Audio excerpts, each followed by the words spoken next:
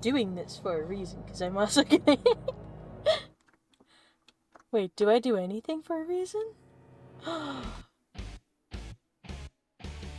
Yeah, I do. Hey, stop that. I don't want to get a takedown. Well, I don't know if that would happen. Here, let's test it out. It's the first and last time I ever did that. I'm just kidding. Continue. Quick load. Oh yeah, and last time we Kozumi was okay. For a second I was like, what if my microphone's off? Was talking about a time when she saw a guy and he said the world is ending, because that's what his sign said, and she's like, oh yeah, it's it. He's like, yeah, but like people with powers like what you've got, there's other kids like that, can possibly save the world.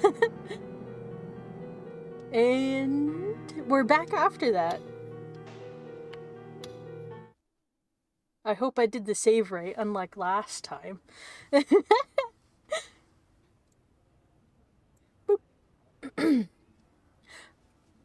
Oh, I'm also gonna turn it up on my side. I can't hear a single thing. Something in Kozupi's story made me curious. Who was that man? A homeless man with a big sign?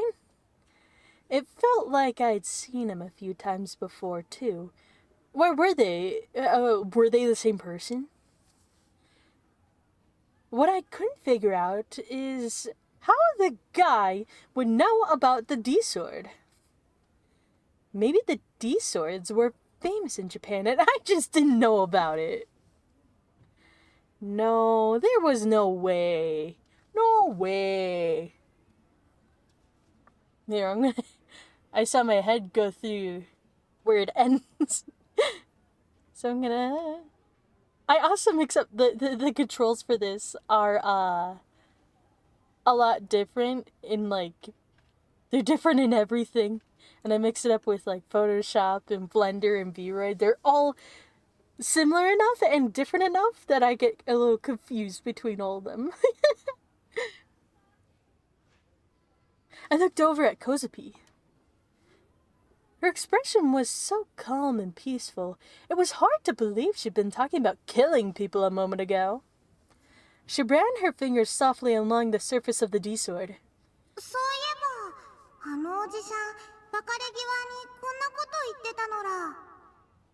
Really?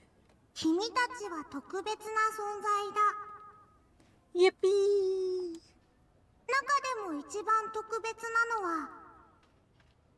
Uh-huh.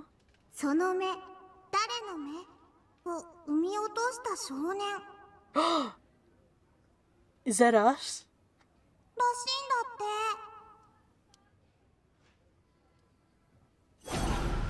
I was stunned. What did that mean?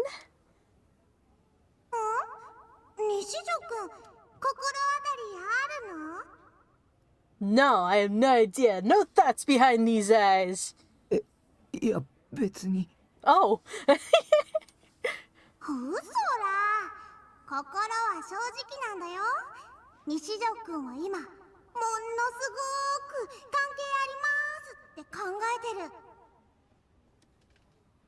Crap. It's hard when somebody knows your every thought.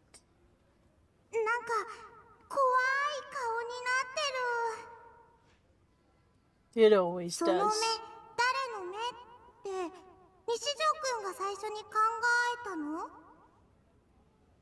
I think. I bit my lip and stood up. I pulled out the tissues I'd stuffed in my nose. The blood had stopped. Kozupi was looking at me, confused? Somewhere.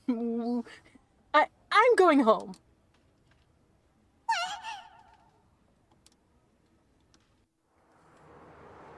It's okay, he's not worth your time. You don't need to hang out with an incel, Kozapi, it's okay. My side still hurt. My side still hurt, but I walked down the stairs instead of using the escalator or the elevator. That way I was able to avoid the crowds on my way out. Kozapi followed me hesitantly at a distance, looking like she was about to cry.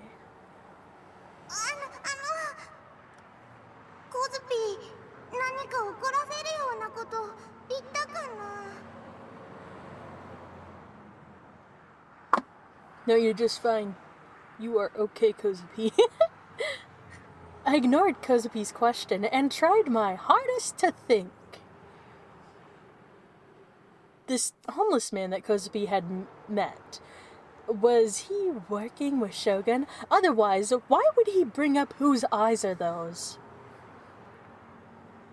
Who was the boy they were talking about who created whose eyes are those? Me? No, that couldn't be right. I wasn't a special boy. I wasn't a hero. I couldn't even get the D-sword. I wanted to be just an ordinary person, an NPC even. I didn't want to be special. I never wanted to go through anything like what happened at Zero Front again. But then, who was he talking about? I couldn't think of one possibility. Oh wait, I could think of one possibility. The true new gen killer, Shogun. He might have looked like an old man, but he had the same voice and figure of a young boy. And there was something clearly weird about him, too. He was special. Two of the 6 new gen... What do you mean? What is Takumi talking about? 2 of the 6 new gen cases had involved the message, "Whose eyes are those?" It was a phrase I'd only ever used in my head. What could this seemingly innocent phrase mean? Did it hide the reason that Shogun was after me? Should I try looking for that homeless man? He should be somewhere in the city. He was probably still carrying the sign with the weird message on it, too. Ooh, I'm gonna be a person in the street.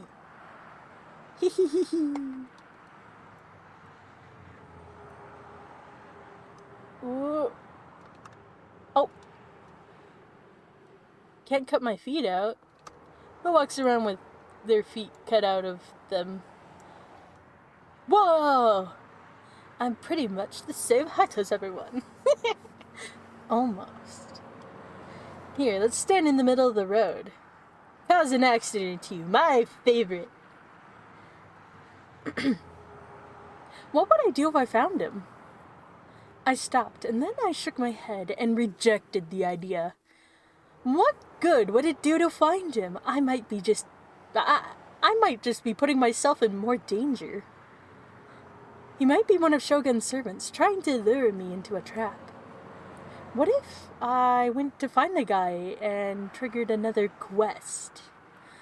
I'd experienced more than enough fear and pain already. It was probably the same for Kozapi.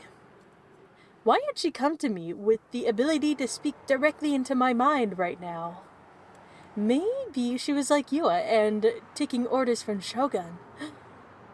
From all that stuff she'd said about killing or almost killing people, she might even be involved with the New Gen murders. And Rimi had disappeared after the incident at Zero Front. She'd stopped contacting me. Ayase was in the hospital after a failed suicide attempt. Nanami was safe, but the 2 people who were my allies were gone. Was there any guarantee that Rimi would come back? Was it even true that she'd just stopped coming to school? I only had Kozapi's word for that. and I couldn't tell if Kozupi was lying or not. I could feel the hairs on my body begin to stand on end. My world was just an empty, desolate place. I had nothing to believe in. Everything seemed like a lie. Whoa! それは被害妄想なのら。 Yes.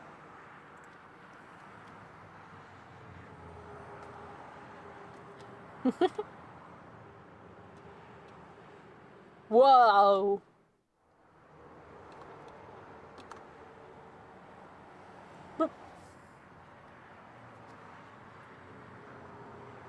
Kazupi was standing right behind me.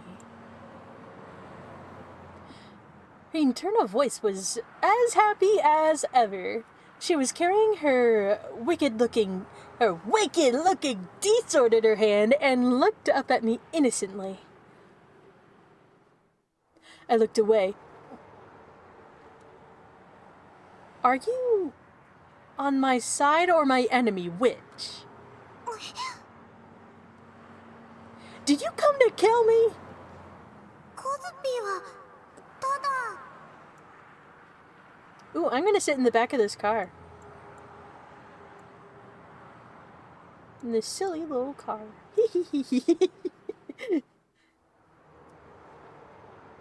Just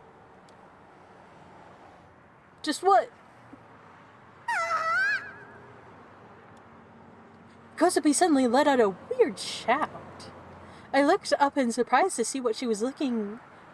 that she wasn't looking at me, but waving her hand off in a random direction. Senna! Did she say... Senna? Don't tell me! I followed her. I followed where she was looking, and sure enough... Whoa! Here, I'm gonna sit in her pocket.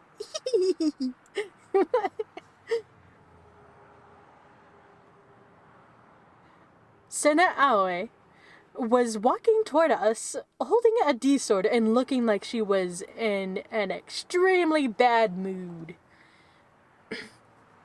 I tensed up and got ready to run. What was Senna doing here? Was this another coincidence or a carefully planned trap? Did the two of them know each other? If so, had Kozupi called her maybe, so the two of them could kill me together? だからそれは被害妄想だよ。 But I don't know what to believe in. I'd met Senna several times, and she'd never tried to hurt me. But that didn't mean she wasn't my enemy, and she was scary. セナさんは怖くないよ。 Yeah, she's beautiful. Kozupi didn't say that where she can hear it. 怖い？何のことだ？ Nothing.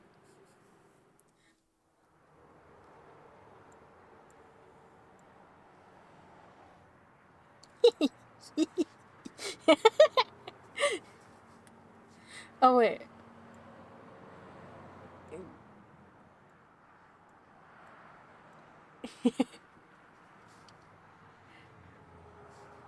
It almost works. It works enough. Scary, what are you talking about? Oh, she already said that. Just like I thought, Senna could hear Kozupi's voice too. なんでもないです。 I was freaking out, but Kozupi looked really happy. She was still staring at the ground, but she was smiling as she tugged at the hem of Senna's shirt. The sight of the two of them was so heartwarming that I started to feel stupid for being nervous. Whoa! They were like sisters, the strong-willed, big sister and the timid little sister who looked up to her more than anything else in the world. And they both had flat chests. GJ? What?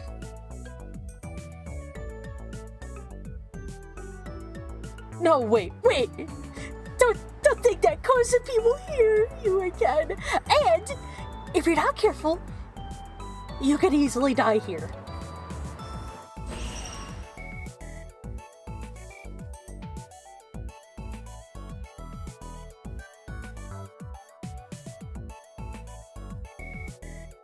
What was the deal with these two? Did they know each other from school? But they were in different grades.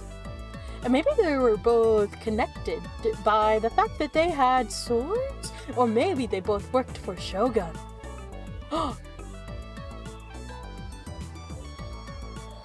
I forgot. Cat's paw distance. Sentence. What? Oh, maybe I'll just read the entire sentence before I question what the sentence says. I got into a cat's paw stance so I could run at any moment. Meow. Specifically, I stood up on my tiptoes. Supposedly, this made it so you could run really fast. Like a cat. I guess I'd read about it in a manga once. セナさんはね、コズピーが東京に来てから最初のお友達なのら。ね。 Yeah.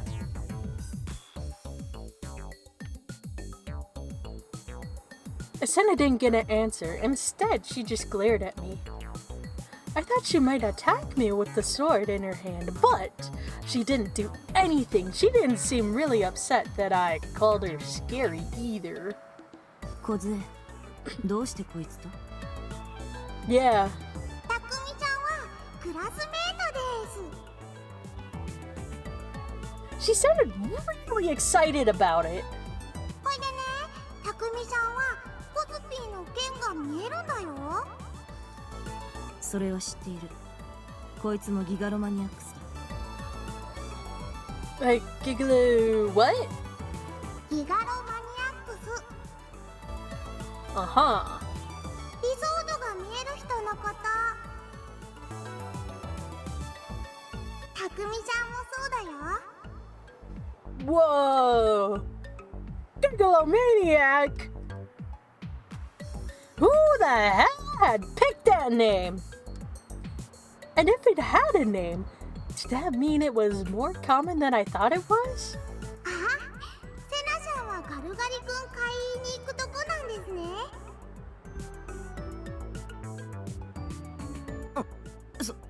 それは。Evidently, Kozapi had read Senna's mind. Come to think of it, Senna had been eating a I'm gonna try my best. I'm sorry. A Gaguri-kun bar the last time we met too. It was almost winter. With the weather this cold, I couldn't understand why anybody would want to eat popsicles. She must really like them. ほいじゃあ、みんなで一緒に行きましょう。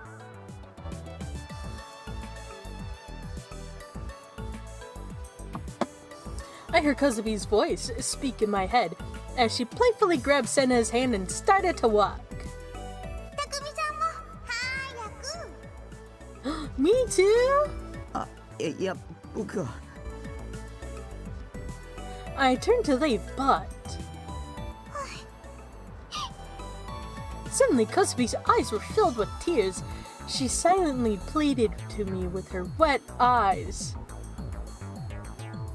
Next to her, Senna was looking like she was ready to bite my head off. ついてこい。お前にもおごってやる。 Whoa, free popsicle? From the look of it, Senna was weak to Kozupi's teary eyes. It was weak to Kozupi's teary eyes attack, too. She mentioned to me reluctantly, and we started heading toward the convenience store right behind the police box. Police box? Is that like Pandora's box? You open it and terror comes out. We each bought a Gari-kun, and the two of them sat down on the railing in front of the police box and began to nibble on the popsicles. Kozupi looked really happy. Senna looked straight-faced. Ooh, I'm gonna be the popsicle!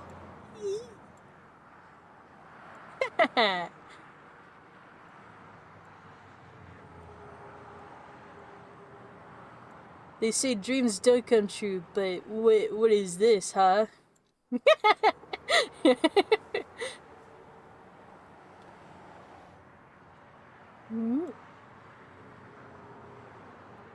was right on the verge of passing out from fear. There was a cop right in front of the police box. But the girls didn't seem concerned in the slightest that they were violating Japan's laws against deadly weapons right in front of his face. And what was the cop's problem? I could see two giant swords right in front of his face, just fine, but instead of arresting them, he was ignoring them. Well, he's not a gigalomaniac. This was explained to you minutes ago!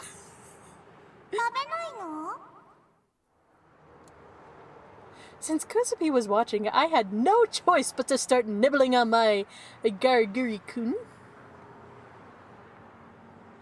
I was intensely focused on where the people around us were looking.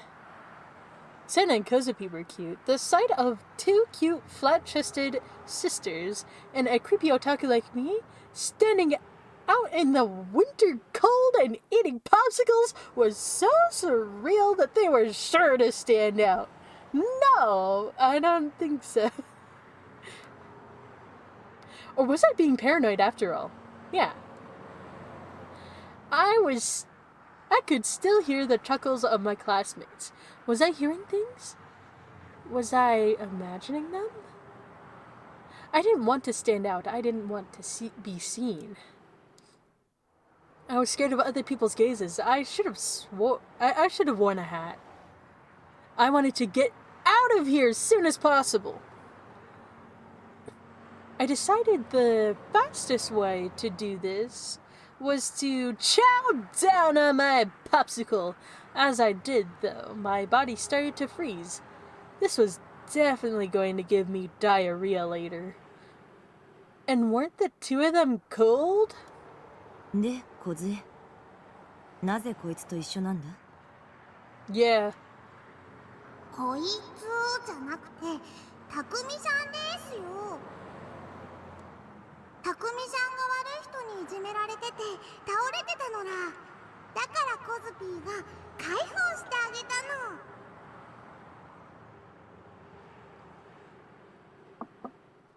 Did she hurt me? ディソードを使ったのか? 殺したかった。どっかバキって。Yeah! Kozupi tried to mimic the motion of killing someone with her hands. But since one hand was holding a huge D-sword, she had to do it with the other. And of course the other hand held the Gariguri-kun.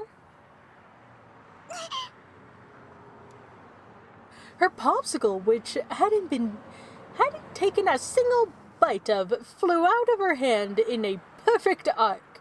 Then it landed on the ground and shattered. Oh no. Kozupi looked at the remains of her popsicle with tears in her eyes. うかつな真似は避けろと言っただろう。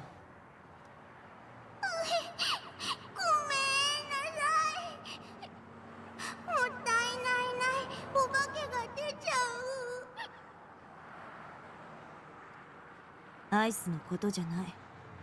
ディソードのことだ。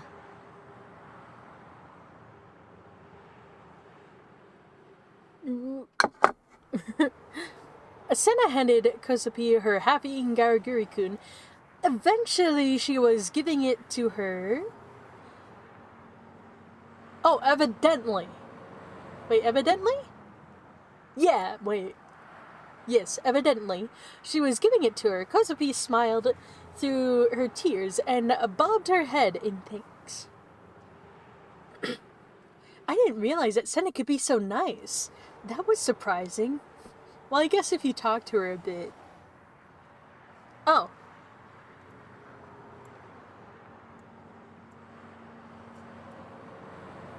でも悪い人には罰ゲームをするのが当たり前だよ。 Who was it who'd hurt these thugs so badly? Was it Kozapi or was it me? I think it was たくみ Kozapi. さん、たくみさん。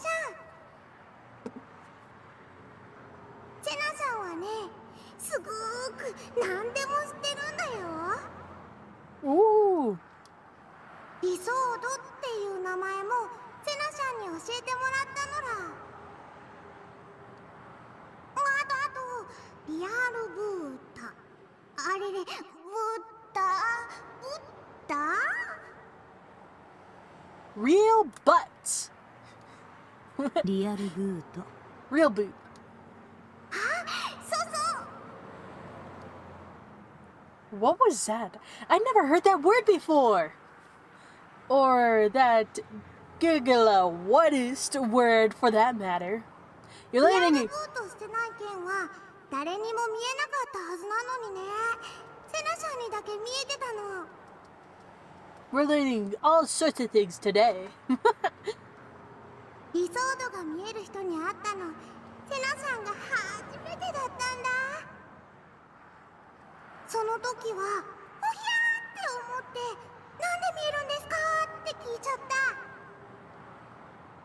ギガロマニアックスだからなんだっ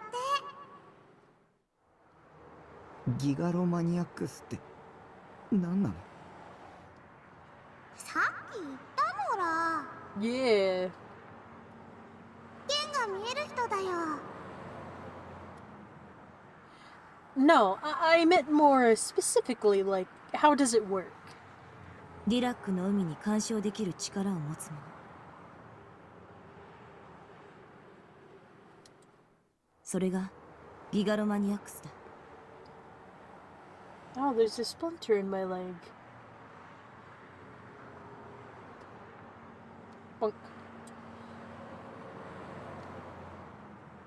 Senna answered instead. うん？ ディラックの海。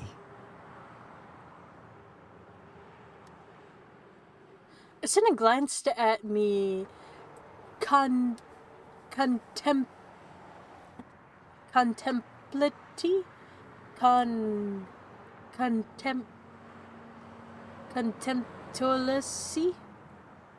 Contemptuously? When I didn't recognize the term.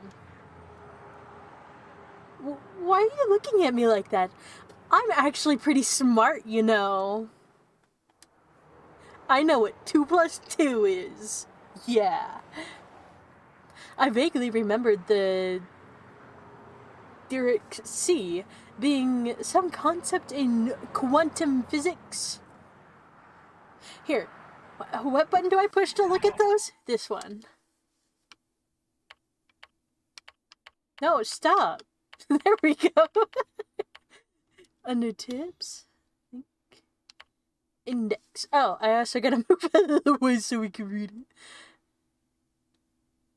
Let's see.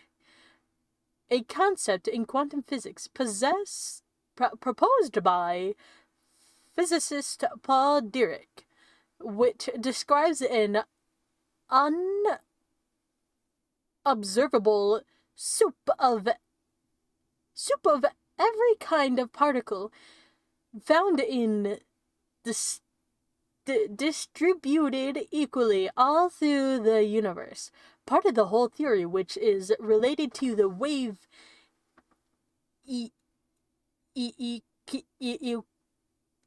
equation, Dirac equation, that lies together quantum physics and reality. Dirac, am I saying his name right? Dirac defined a vacuum as a space packed tightly with negatively charged elementary particles to the point where no new negative energy particles could be created. This vacuum is the Dirac sea. Whoa. I don't get it. It's okay, it'll probably be explained to us a bit better, maybe? I don't know. 負のエネルギーでいっぱいに満たされた観測不能の境界面とかだっけ？ Yeah. 大雑把に言えばそんなようなものだ。そしてそこに干渉するための端末がディソード。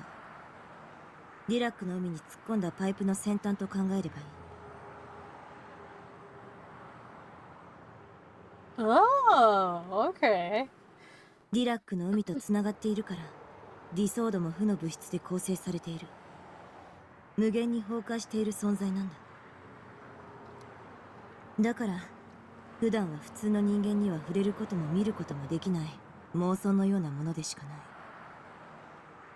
このディソードこそあらゆるリアルブートのためのショートカット的役割を果たす。ディソードとディラックの海とのチャネルを大きくすることでディラック方程式の空港理論によって対生成が起き粒子と反粒子を作り出せる。この粒子がギガロマニアックスが生み出す妄想、世界にとってのエラー。Oh. そのエラーを現実とするには作り出した粒子を他人のデッドスポットに送り込めばいい。粒子は即座に電気信号に変換され周囲の人間に共通の認識、現実として成立する。逆に消したいときは粒子を送り込んだデッドスポットに今度は反粒子を送り込み追消滅してやればいい。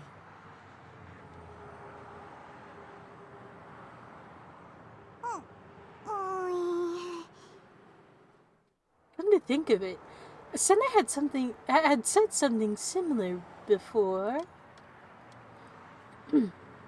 世界の仕組みは3つの数字で全て説明できる。0と1、そしてマイナス1。ディソードはそのマイナス1を生み出すためのショートカットになる。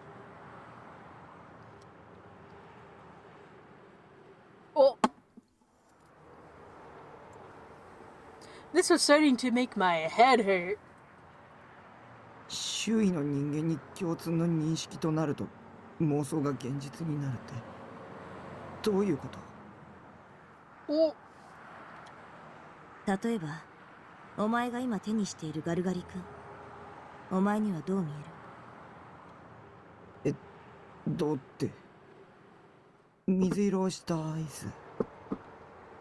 その水色のアイスは本当に現実だと証明できるか？ Yes. What could it be that a Garguri-kun, though? What else could it be but a Garguri-kun, though? You could recognize it instantly by its distinctive color, and if you ate it, it would feel cold. This should be common sense, but... 人は目で見たものを脳が認識して初めてそれが水色のアイスと理解できる。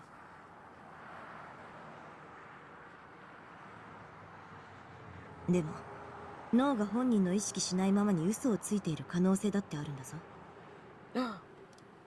脳が生み出した自分一人だけがそう思い込んでいる妄想かもしれないんだ。じゃあどうやって現実だって証明するの？他の人もお前の持っているものが水色のアイスであると観測すれば、それは2人以上の人間の共通の認識となる。お前一人だけの妄想じゃなくなるんだ。妄想を現実にするときにはそれを逆説的に捉えればいい。 Whoa. So, in other words, you could create a delusion in your own mind, and using the particles created by the D-Sword, force the other people around you to see it, thereby making it real. And I had this power too? コズピさっぱり。 That's okay. You're doing good, Kozopi. とにかくこの剣は普通の人には見えないの。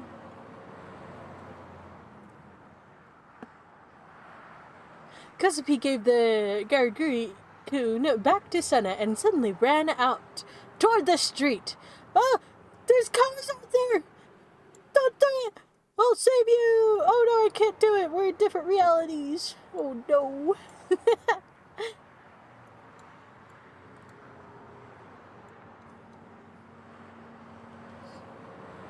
For some reason, she began to swing the D-Sword at people around her. やめ Oh. I covered my eyes. She'd finally revealed her true nature. Kozopi was actually an insane killer. Oh, the street must be covered in blood right now. No. How many times do we have to teach you this lesson, old man? One thwack with that gigantic sword, you'd be sliced in two. Kozopi would be arrested on the spot. We were right in front of a police box, after all. The cops would have seen the whole thing. たくみさん、そんなことにはなってないよ。 Whoa. Why was it so quiet? She just killed people with a sword in the broad daylight, in the middle of Shibuya. But nobody was screaming. I couldn't hear any cops shouting either. I slowly opened my eyes. Nothing had happened. Kozopi was still swinging the sword around, though now she looked a little embarrassed. It was coiling with... Oh, it was colliding with coiling. What even... Is that even a word? It was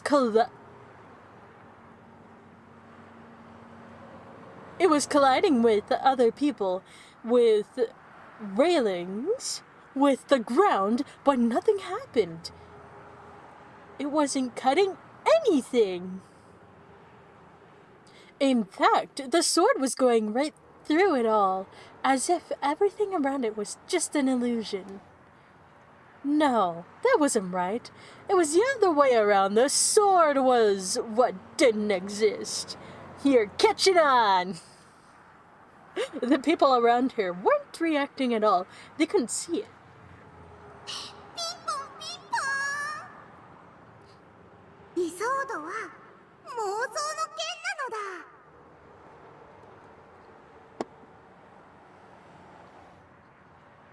Ayase had said something similar once, actually. She said that only those with the power could see the sword. Next to me, Senna sighed in annoyance and nibbled on her Gariguri-kun. あのディソードは今は梢の作ったエラーでしかない。 Whoa. Real booting.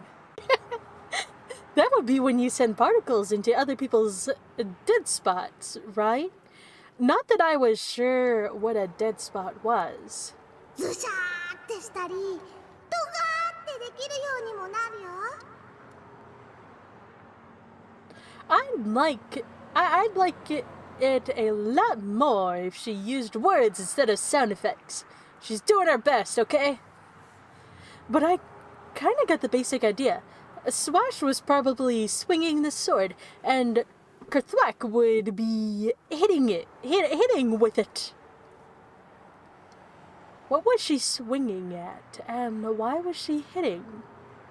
And what was she hitting? What was Kozupi really doing something so scary? And did I have that power too? No, I wasn't special. I'm not a gigalomaniac. Whatever that is. That's why I couldn't get my D-sword. 剣は見えたよね。だからそのうち匠さんもモテるの。I can't. Even when all that stuff was happening at Zero Front, I couldn't get it. I couldn't see it, but... Oh, I could see it, but I didn't know how to grab it. どうやって手に入れるかっていうと。Kozupi looked at Senna expectantly. Senna sighed again. バイオリズムの上昇によって中脳変影系ニューロンのドーパミンが過剰分泌された時、ディソードは現れる。それは危機的な状況や興奮、悲しみ、憎しみ、笑いなど人それぞれだ。ドーパミン分泌量が多ければそれだけ観測しやすくなる。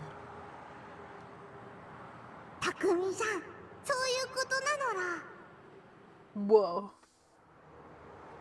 Senna's knowledge was incredible. It was possible that she was incredibly smart. Now, just maybe, she might be pretty smart. But does he just think that everyone's dumb until... whenever? Actually, she knew so much that there might be an entire field of study about this. Call it gigamaniaology? Or something? I could almost guarantee that no other teenage girl in Japan could talk about such complicated things and use such technical terms. Where had she learned all this? Why did I keep meeting all these mysterious people? Somebody please give me an answer. I'm tired of thinking. My brain's gonna boil. It made me feel sick, knowing only a few hints, but nothing that really mattered. But I didn't feel like looking into it myself, because none of these people were normal. Bitterly, I took the last bite of my melted garguri-kun. Popsicle. あ、当たりだ。 Whoa! Near the bottom of the stick, I could see the word winner. Kozupi had come back and now looking at the stick in my hand. 匠さん、すっごいね。大した運だな。セナさん、自分も当たりが出てほしかったって羨ましがってるのら。そんなことは思っていない。I don't think you can fool Kozupi like that. She knows exactly what you're thinking. セナさんはいつも当たりが出ないかなとワクワクしながらガルガリ君を食べてるのら。当たりを引いたのはどれくら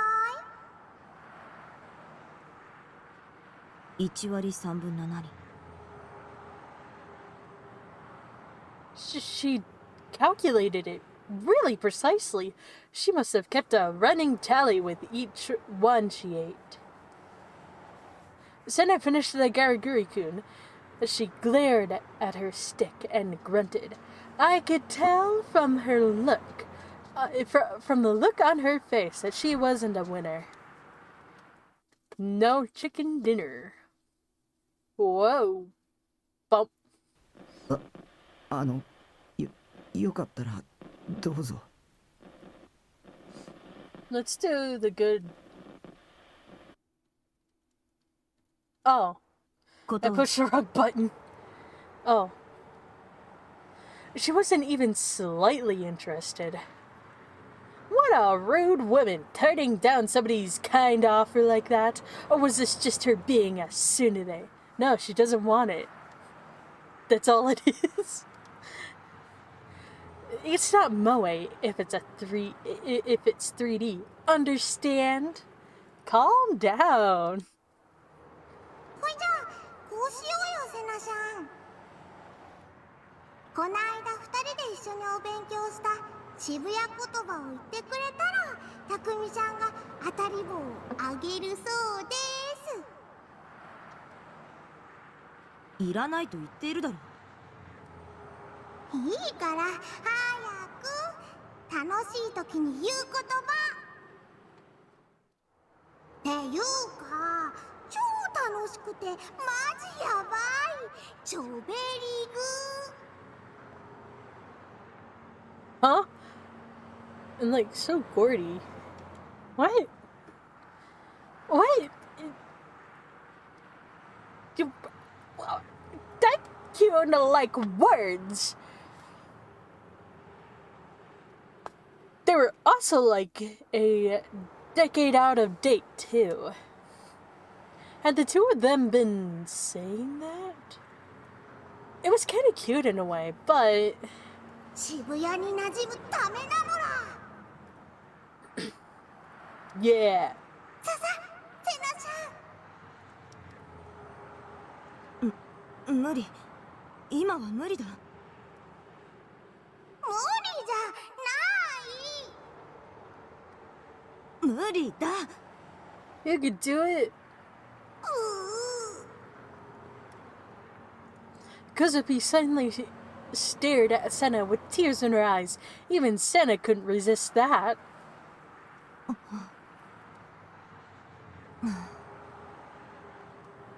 っていうか、超楽しくて、マジやばい。Oh, Grody. Okay, I read it wrong. チョベリグ。相変わらずセナちゃんは片言ですね Senna had started blushing and was turning away from me. I felt like I'd just seen something very rare and precious. This was the complete opposite of all the complicated theories she'd been spewing a moment ago. All hail Daddy Mode! I just see new possibilities in 3D girls. Okay. I don't like the way you say that. GJ Kozabe. As promised, I gave Senna the winning popsicle stick. She took it with less resistance than I'd been expecting. 礼は言わないからな。Yeah, that's okay. She very pointedly picked up the D-sword again and glared at me before looking back down at her feet. Why did she have to glare at me after I'd done something nice for her? Dealing with Senna is always such a pain. I wish she'd just stay in Daddy mode all day. Well, she's a person that is her own person. She's not there for you, so calm down. それよりお前。たくみさんですよ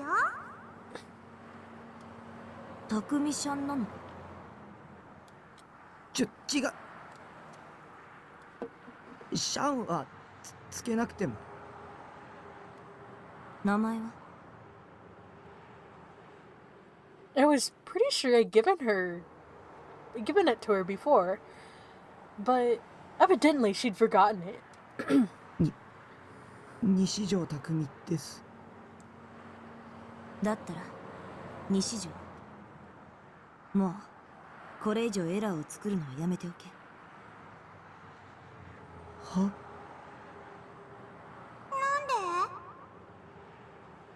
剣は自分の心なのら否定しちゃダメ。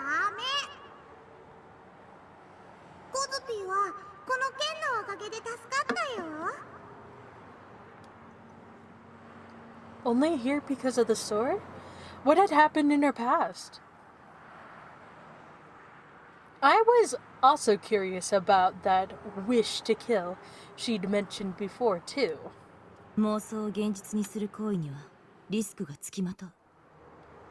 粒子とともに追生成される反粒子はディソードにストックされていくんだ。反粒子は数学的に言えば過去へ向かうものだから。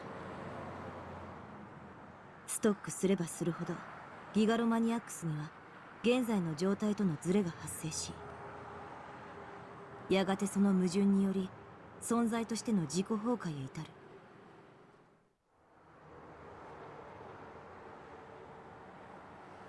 Please to speak Japanese critics. 小杖もあまりディソードを出すのはやめるんだ。普通に生活していきたいなら私の忠告を聞け。これはお前たちの命に関わる話だ。Senna didn't seem to be joking. She didn't seem like the type who ever joked. ましてや西条。お前はディソードなしでリアルブートした。本来ならそんなことできるはずがないんだ。リラックの海にはディソードを通してしか干渉できないんだか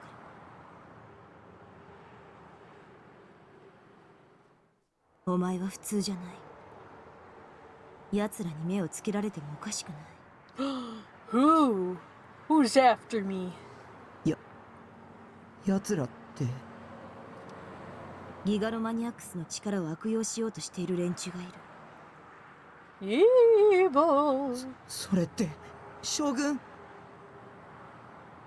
知らない。誰だそれは。A guy. Kuzupi. Did Senna just lie to me? ついてないよ。西条。将軍とは誰だ。The coldness in her voice made me shudder. Suddenly, I couldn't look at her in the eye. She grabbed me by the collar. It hurt to breathe. Ugh. Why did she have to be so violent? There's something wrong. そいつは40代ぐらいの男か。違うよ。小さなじいさんだよ。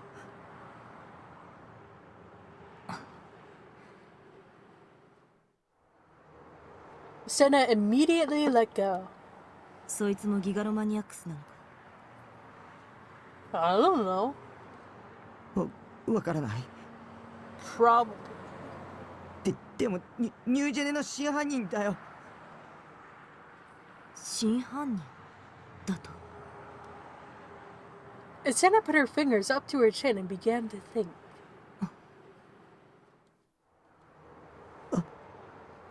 Oh! The mood had suddenly turned sour.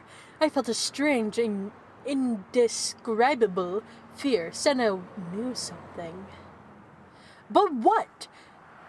Who were these people and who were these people who were trying to use the power of the Gigalomaniacs for evil? Evil. そうだそうだ。3人で記念撮影しましょう。ほらあれ。Yeah. Over there. Where? Suddenly, Kazupi's cheerful voice broke the silence. I looked to see where she was pointing. It was... Whoa! Look at this place! I've always wanted to go to whatever... an arcade, yeah.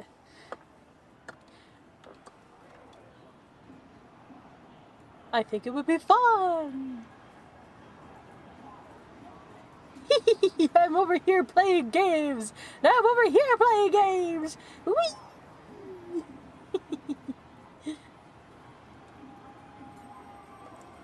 I'm standing on it.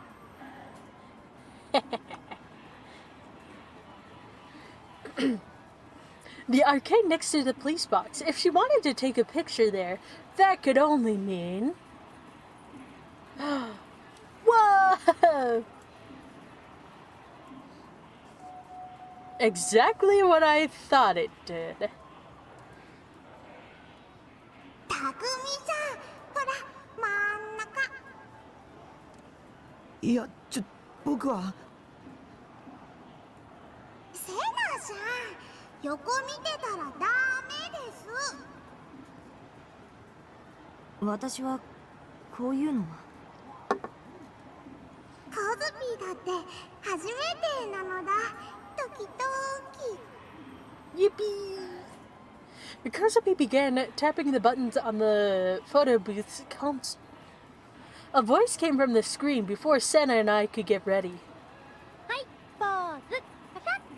Whoa!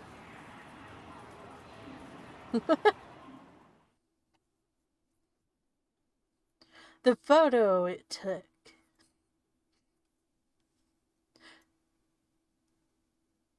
Didn't show the D swords. Strange, it's almost like it hasn't been real booted yet. ほいじゃあね。また明日なのら。 Well, look at this guy down here. I broke the markers last time. Let's see. Look at this guy. He's got important papers right there. Oh.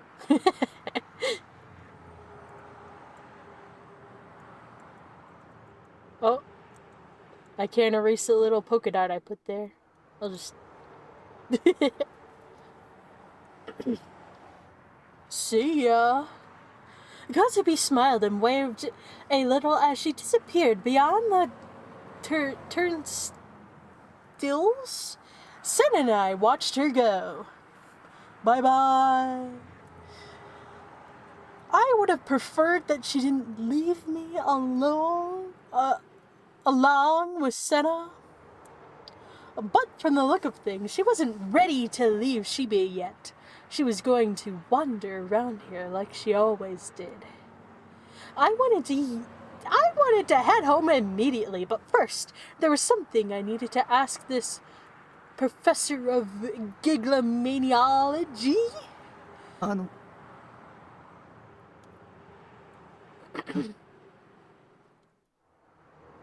Senna just ignored me, frowning. She was a little bitter when Kazupi was around. Oh, better! I was like, that doesn't... Okay. She was a little better when Kazupi was around, but she was still so hard to deal with. My heart was pounding fast, but I figured she had to at least be hearing me, so I asked my question. コズピーの心の声もギガロマニアックスの能力なの？ I was expecting an answer. I assumed she'd just give me a and that would be the end of it. Senna gave me a glance before looking out over the big TVs at Scramble Crossing. 心の声はいわば妄想だ。 A delusion, you say? She actually answered! 梢はそれを他人のデッドスポットに送り込んでいるに過ぎない。仕組みはさっき説明したものと何も変わらない。送り込んだ粒子を映像ではなく音声に変換しているんだ。電話と同じだな。そして梢から心の声という妄想を送り込まれたことで、お前と梢の間で周囲共通認識が成立したんだ。テレパシーで会話しているように思えるが、全然違う。だったら僕の心の声はどうしてコズピーに届いたの？ I certainly wasn't sending any delusions into her dead spots or whatever. It should be one-way communication. But we were able to talk to each other regardless. ギガロマニアックスは他人の妄想を見ることができる。梢は特にその能力が高い。Whoa. 他人が垂れ流す妄想をほぼ強制的に見せられていると言ってもいい。Seeing delusions. Was that possible? Yeah, for Kozapi. I couldn't do that, so maybe I wasn't a gigalomaniac at all. Senna's eyes suddenly became distant as she turned her gaze from the television to the people walking through the crossing. ギガロマニアックスとなったものは誰だろうと一度は壊れているんだよ。壊れたって何が？心がだ。梢は東京に来る前、奴らに追い詰められて心を壊した。Senna began to tell me what Kozabi had experienced before coming to my school. When she first met Kozabi, she'd seen what had happened like a video. Whoa. Whoa. Kozue had always had the strange ability to read other people's minds. She'd managed with great effort to come to terms with her power and hide it from other people, and lead something of a normal life. Then the mirrors appeared. After she started high school, Kozue started seeing mirrors everywhere. At first she thought it was just a coincidence. It only happened maybe twice a day. But then, as time passed, it happened more and more. She would run into people holding mirrors more than 10 times a day. The encounters themselves were nothing special. A person on the street would be holding a mirror. A classmate would be doing their makeup in the bathroom. But whether it was coincidence or deliberate, it always seemed to end up that she'd see her reflection in them. And eventually, the ones with the mirrors, both men and women, would start to laugh. They'd say in their minds, "Who are you?" In the classroom at school, on the trains when she was out shopping, she'd see them everywhere she went. It wasn't any one person, in fact. It was a different person each time. But Kozue became suspicious of everyone holding a mirror, and became suspicious of everyone who was laughing. It wasn't long after that when people who weren't holding mirrors seemed to be saying, "Who are you?" She was on the verge of having a breakdown as the voices of their minds echoed in her ears again and again. One day, Kozue looked at herself in the mirror and whispered, お前は誰？ The moment she spoke, she was terrified that she might soon no longer know who she was. There was a girl on the other side of the mirror, with the same face as her, speaking back. お前は誰？ That's when she stopped speaking. She stopped being able to look at the mirrors, too. But the voices asking, "Who are you?" didn't go away. She couldn't even tell whose voices they were anymore.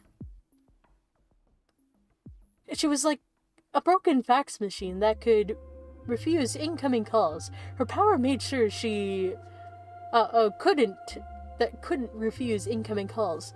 Her power made sure that she had heard others' voices, whether she wanted to or not.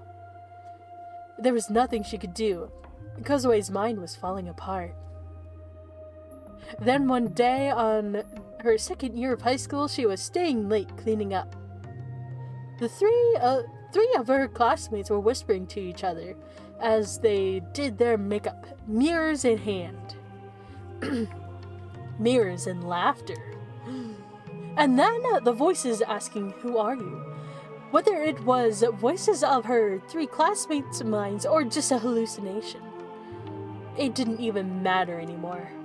As she trembled in fear, she saw her reflection in the mirrors. Her vision went dark for a moment. It was... was it deliberate or chance? It didn't even matter anymore. Her mind had been under so much pressure for a year that it finally snapped. The next thing she knew, she was screaming and a murderous instinct had overcome her. She saw the D-sword in the corner of her eye, and for the first time she grabbed it. And then she attacked them. Whoa! Shing! All three had their mirrors in their right hands, and within a second, she'd used her real booted D-sword to slice their heads off. The end. Oh, it was the end. Oh wait, of course it would be the end.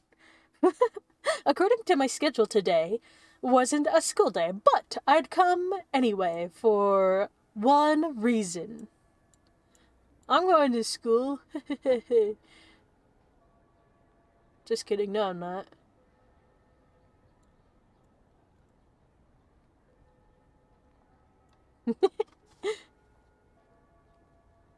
According to my schedule, today wasn't a school day, but I'd come... oh, wait. To see Rimi. I wasn't sure my Daikyu classmates would be making fun of me again. It hurt, but I'd be willing to put up with it if it meant possibly seeing Rimi. As I walked through the school gate, I remembered my conversation with Senna yesterday, before we'd parted ways. Senna said one last thing to me. お前が望むと望まないとにかかわらず、もしこれ以上踏み込んでくるようなら、負を正にするぐらいの強い意識を持つんだな。Yeah. 中途半端な気持ちじゃ、妄想に食われるだけだぞ。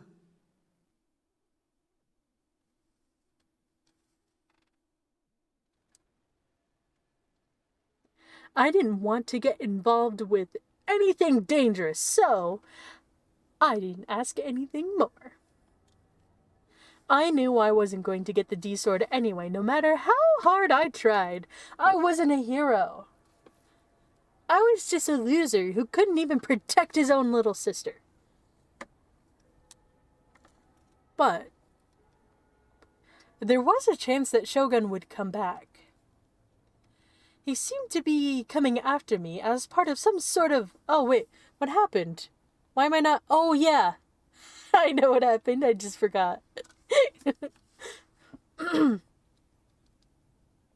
He seemed to be coming after me as part of some sort of game, which meant the next quest might start whenever he felt like it. I'm kind of giant compared to everyone else. I'm all the way up here and I'm still big.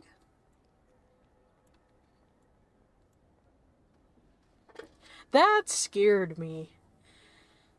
The only reason I wanted a D-sword in the first place was because I was so scared of him. How was I supposed to protect myself from him without a sword? Have Rimi stay with me? But Rimi wasn't coming to school, and that worried me. What if he took Rimi hostage? Like he did Nanami? Wasn't there anybody who could help me? No. Just kidding. It would have to be somebody who had a D-sword. Ayase was injured, so she was out of the question. And there was no way Senna was going to help me.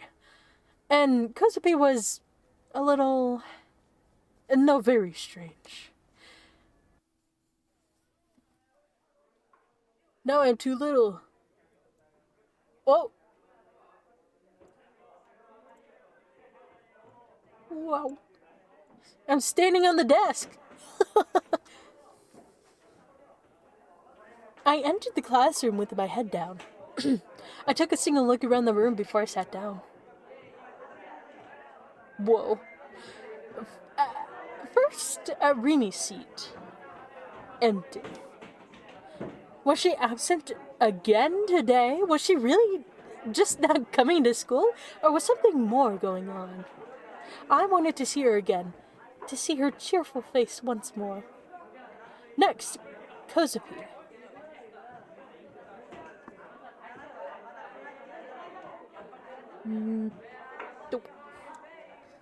She was sitting in her seat, looking down, making herself as small as possible. I remember what Senna had said yesterday, which more than explained why she acted that way. Ohayo, Takumi-san. Morning, Kozapi. We didn't look at each other, but we exchanged greetings in our minds. The Daikyun girls were grinning at me. It had only been a day. The label of creepy loser otaku who made a mess on TV wasn't coming off that quickly. The Daikyun boys evidently weren't here yet. Those guys would often skip first period. That was more than fine by me. I'm a drawing on the chalkboard.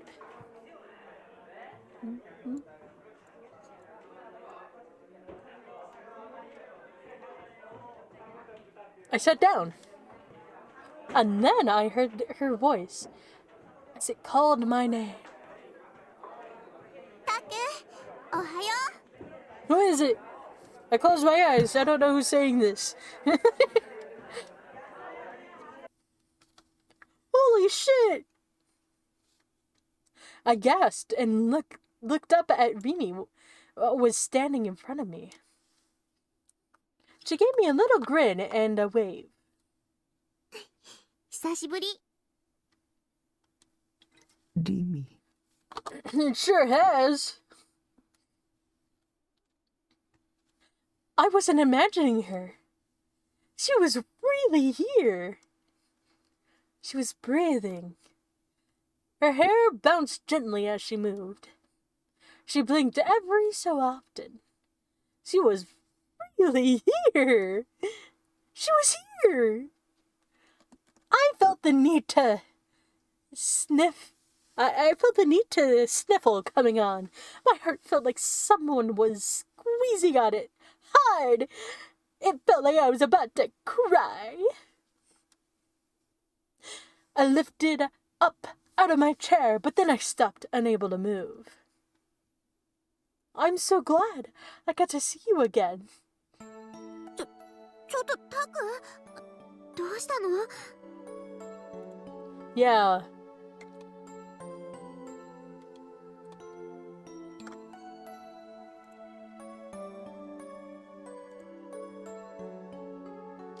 Oops. もしかして泣いてるの？ Yeah.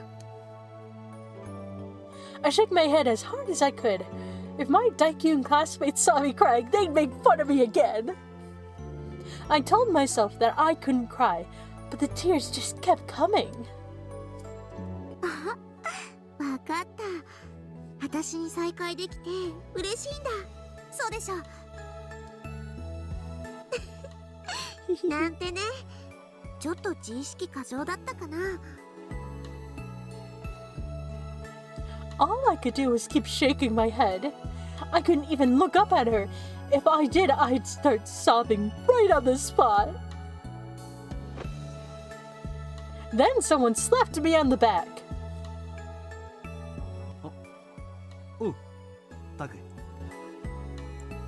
Oh, so we're friends again now, huh? It was Mizumi with an awkward expression on his face. He hadn't slapped me nearly as hard as he used to.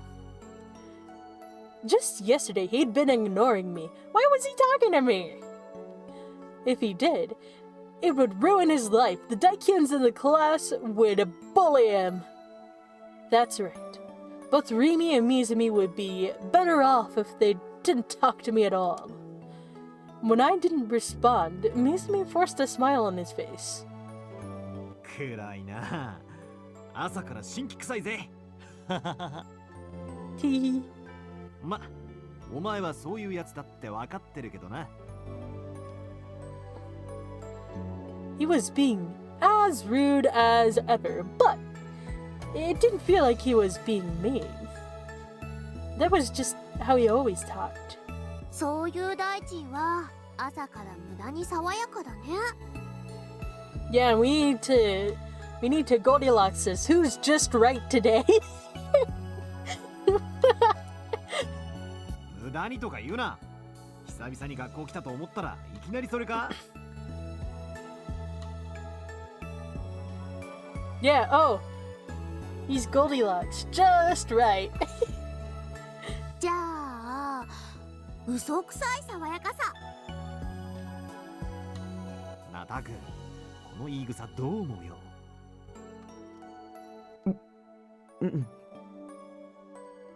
Yeah, I'm on her side. I gave him a vague nod. I'd managed somehow to stop the tears. Life was back to normal, at least in terms of what was in front of me right now. The two of them didn't seem to be bothered at all by the fact that they might end up bullied by the rest of the class. そういえば、岸本のことを聞いたか。まだ入院中らしいぜ。怪我は大したことなかったんだけど、精神的にかなり参ってるらしい。いいか、タク。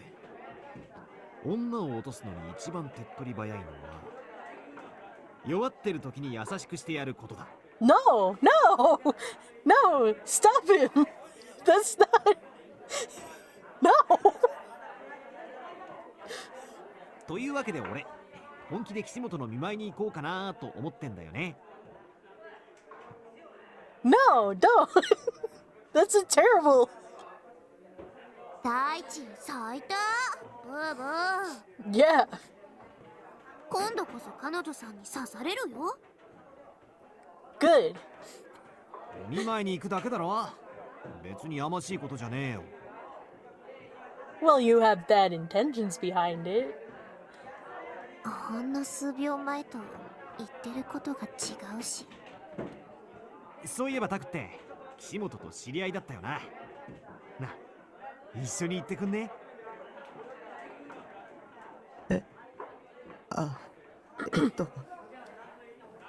That sounded like something Mizumi would usually say. I was sure he was going to ask me about my supposed psychic powers, so I was actually kind of surprised. He kept talking a while after that, but I stopped listening. Mizumi would talk, and sometimes Rimi would make smart comments, and I just kind of nod along. It was the same as it had ever been before. Same as it ever was. Same as it ever was. And that made me happy. I got eaten. Look at this chat.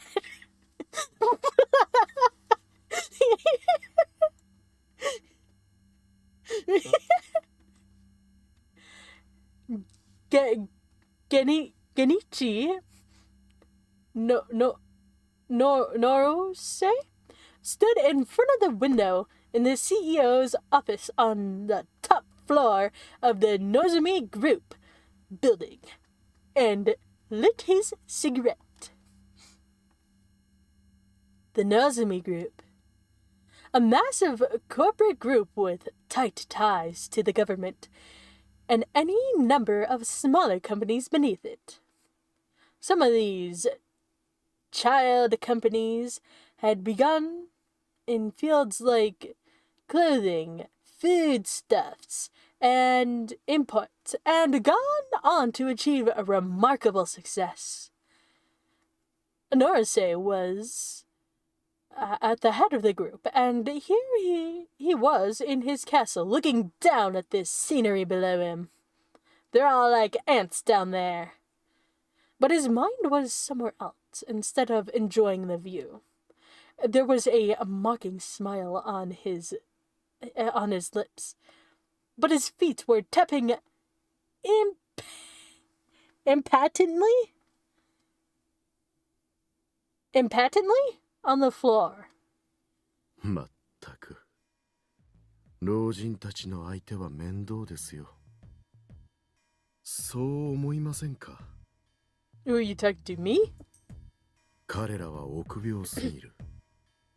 だからこそここまでのし上がってきたとも言えるのでしょうが、利用するにもこうあれこれと横槍を入れられてはいい加減うんざりしてきますよ。現実は悲しいかな。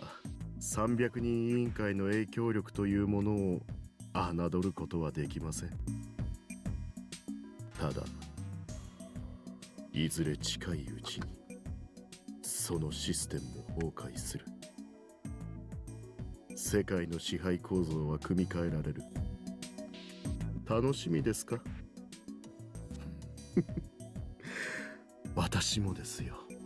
Hey, wait, no, I didn't say I was. I didn't say anything. You're putting words in my mouth. ここまで随分時間がかかってしまいました。プロジェクトノア。立ち上げからすでに5年余り。Whoa, that's the title of the game, Noah. Narase walked over to his desk.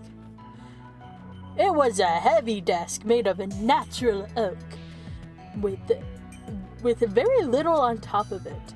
The few things that were there were business related. There was, however, one object lying on the corner that was very different than the others. Narse picked up the strange green character.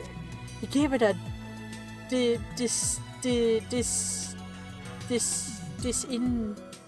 disinterested glance and tossed it in the wastebasket.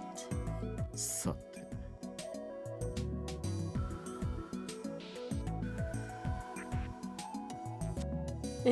His narrowed eyes were turning toward the dimly lit room. The moonlight from the window didn't reach out to the far end. There was a faint sense, however, that someone was present there. まさか君がギガロマニアックスだとは思いもよりませんでした。どうやら神すらも私の味方をしてくれているようだ。君のサンプルを取らせてもらいますよ。Me? 何？怯える必要はありません。私は元医師でしてね。インフォームのコンセントはきちんとしなければ気が済まないたちなのです。I used to be a doctor, but I got my license taken away because, I was bad at it. Well, what kind of doctor? It depends, right? I mean, I guess I'm assuming he's like, he used to be a surgery doctor, but what kind of surgery, huh? I used to be a doctor. No. I can't think of a joke. そもそもノア2のハードウェアはすでに完成しています。あと必要なのはソフトウェアの方でしてね。そのために君たちギガロマニアックスのサンプルが多く必要なのです。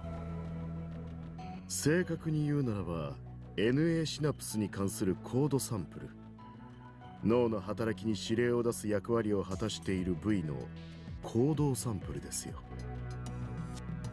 コードサンプルには個人差があります。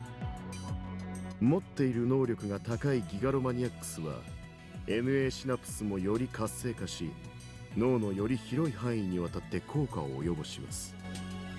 人間の脳は全体の10分の1しか使われていません。しかしギガロマニアックスは違う。 Actually, you don't use 10% of your brain, you use all of your brain. 残りの10分の9の部位も使っていることが分かっています。 Just ギ like ガロマ everyone ニアックス else. の頭の中というのは実に興味深い。そのサンプルがノア2にとっていわば CPU の役割を果たすわけです。サンプルが多ければ多いほどノア2の能力は本物のギガロマニアックスに近づき、やがて超えるでしょう。納得してもらえましたか？ No, it doesn't. 結構。 Oh. Narsei nodded, satisfied, and let out a puff of cigarette smoke as he turned back toward the window.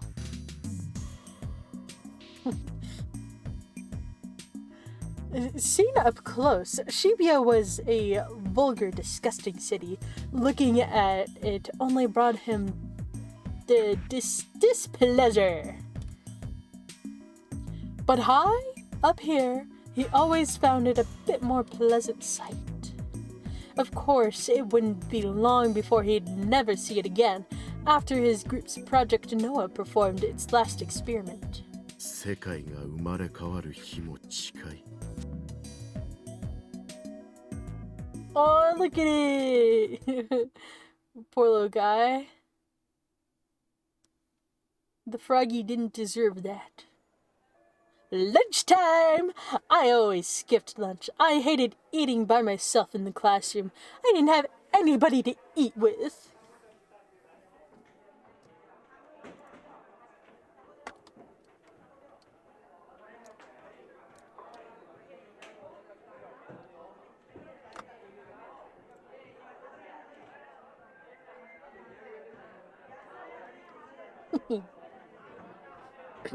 Lately, Remy had tried inviting me to eat with her, but I was always too embarrassed to say yes.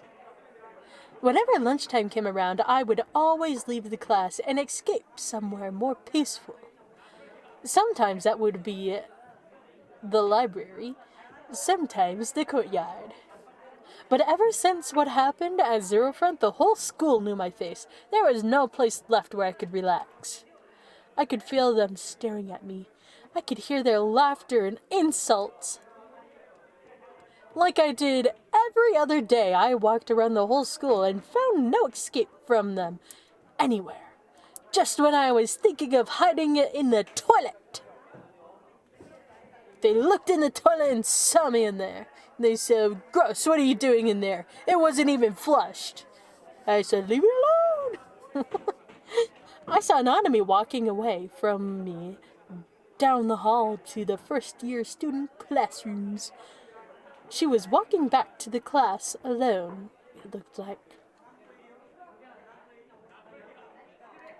I realized I hadn't talked to her once since the incident. I'd been avoiding her for the past week. I'm surprised he came at school at all, considering his personality. Yeah. I think, oh yeah, he went to see if Remy was there, and she was. She's back at school.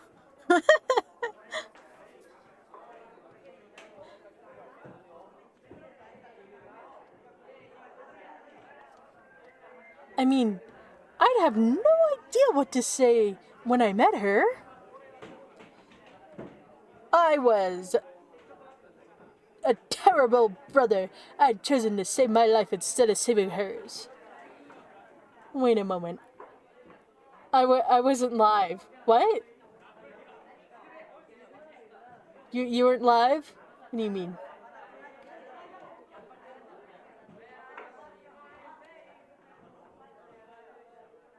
It was nothing more than a miracle that Nanami had been released. Released? Yeah. I'd done nothing at all. And maybe Shogun had told Nanami that it was my fault. That she'd been kidnapped. If so, she'd definitely be mad at me. She might hate me now, and not want to speak to me at all. What? Anyways, hello. Oh yeah, hello, how's it going? I forgot to say that. Yeah!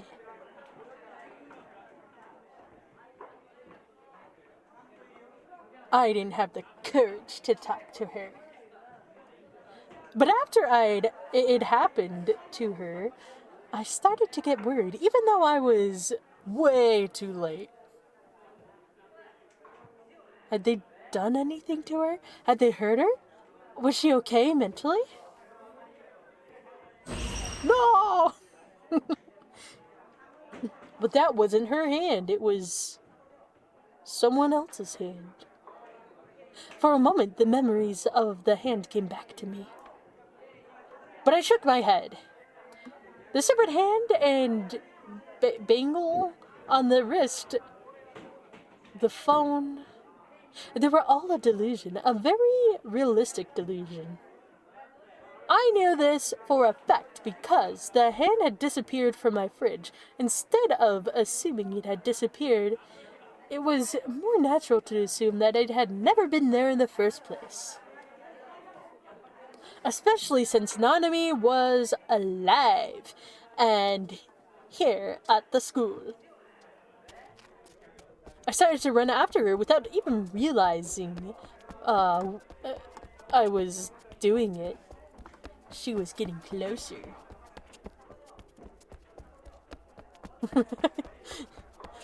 A whole bunch of steps and just a little bit closer. Just kidding. And Nanami hadn't noticed me yet. As she walked, she played with her hair with her right hand. I went to call out to her. As she played with her hair, the sleeves around her right hand fell back a little. She had no hand. I gulped back my words. I stopped. I'd seen something. It was something very small, almost unnoticeable, but something white. Something wrapped. Placed so that it wouldn't stand out. A bandage on her right wrist. What? We'll never know. Chapter 8.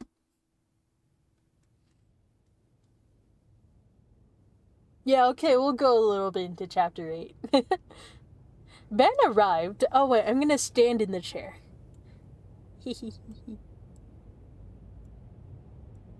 Don't stand on chairs with wheels unless you're professional.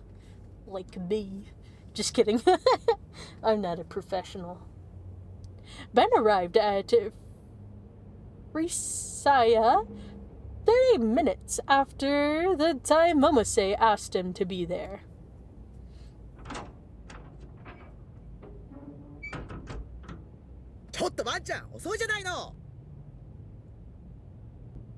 Boop. Momose yelled at him.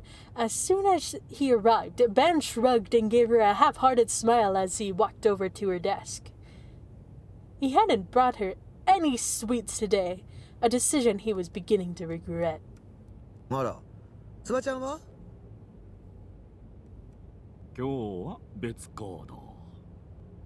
Whoa. 若い子をこき使ってバンちゃんは楽してるわけね。いやいや、俺もちゃんとやってるよ。昨日だって徹夜でいろいろ調べてたんだぜ。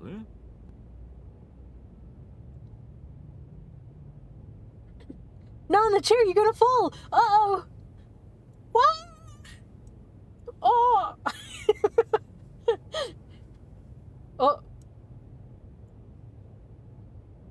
It's okay.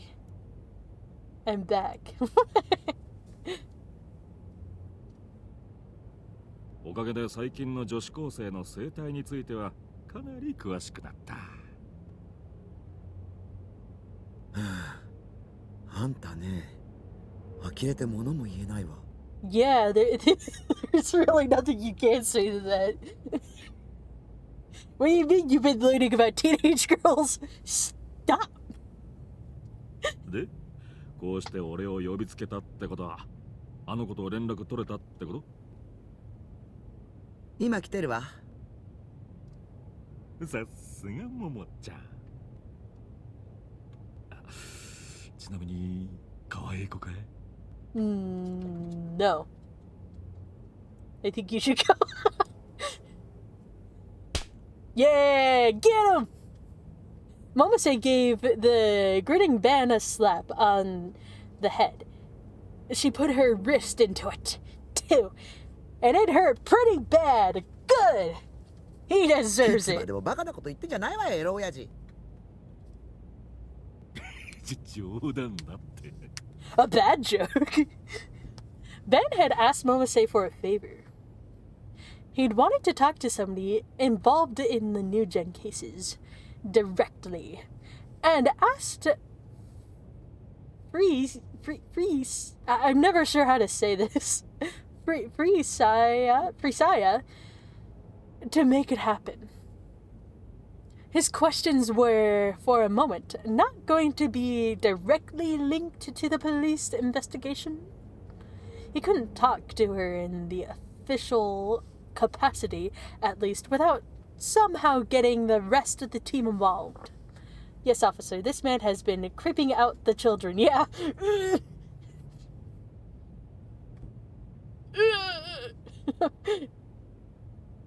Oh wait, he is an officer. Just abusing his power, huh?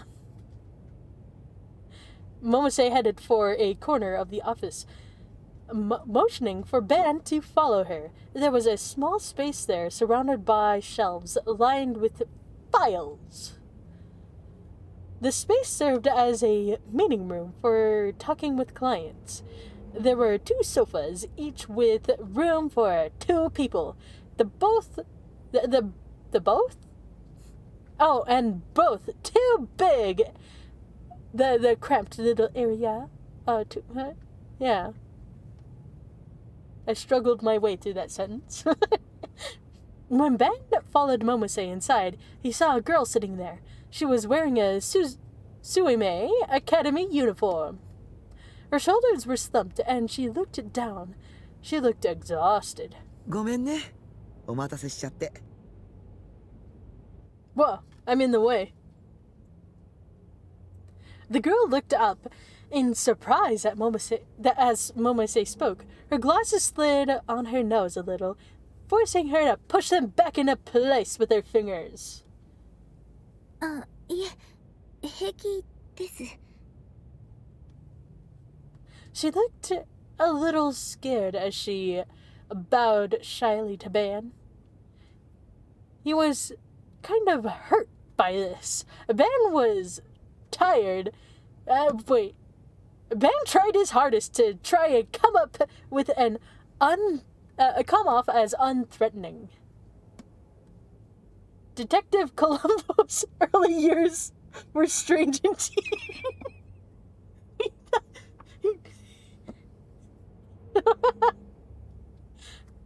Yes.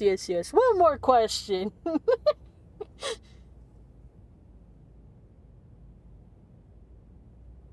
He realized, though, that he must still be giving off the intimidating air of a professional police officer, though. Oh, that makes sense. One more question. Oh, wait. That's something he would have to keep working on, he realized. 楠木優愛さんだね。はい。No, you got my name wrong. 亡くなったミアさんの双子の姉。それで間違いないかな。Yua flinched a little before nodding. The first New Gen case was the group dive. One of the victims who jumped was a girl named Maya Kusanoki? まあそんな緊張しなさんな。君を取り調べようなんて思っちゃねえんだ。雑談程度に思ってよ。本題に入る前にちょっと聞いていいかい？ゆあちゃんは妹さんが亡くなったことについてどう思う？ I'm glad it happened. It was a long time coming. Just kidding. What if she said that? ちょっとバンちゃん。あ、悪いね。職業病ってやつか。気を使うような言い方できなくってな。ただ気になってたんだ。捜査本部でも話題になってたんだが、楠木美也さんの遺族は奇妙だって。ばあちゃん Yeah. いえ、いいんです。 Momose had almost leapt out of her chair at Ban's rude question, but Yua herself stopped her. 私もおかしいって思いますから。ああ、集団ライブで飛び降りた5人には自殺する理由なんてなかった。家族や友人はみんなそう主張している。だがミヤさんの家族だけは違った。Ban took his fan out of his belt and began to wave it at his face. 何も主張しなかった。あっさり受け入れたって聞いてる。あまりに何も言わなさすぎて奇妙だったってな。なんでだい？ Well, I don't know. お父さんもお母さんもミヤちゃんが死んでからおかしくなっちゃったんです。 There was a pain in her voice. 最初はミヤちゃんの事件の知らせを受けた日はそれでも泣いていたんです。お父さんもお母さんもとても辛そうでした。でも次の日の朝、なぜか2人は楽しそうに笑っていたんです。ミヤちゃんが死ぬ前と全く同じに戻ってたんです。たった1日で。私、わけがわからなくて。 They got over that fast. 2人はミヤちゃんのこと忘れようとしてるんじゃないかって思って。 Ban, stop playing with your belt in front of the girl. It's inappropriate. Yeah, stop it. We need Momose to slap him again.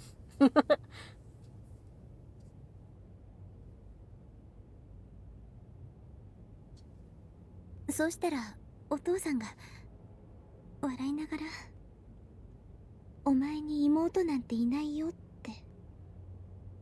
Huh? ミヤちゃんが残した洋服とか靴とかを見せても全然取り合ってくれないんです。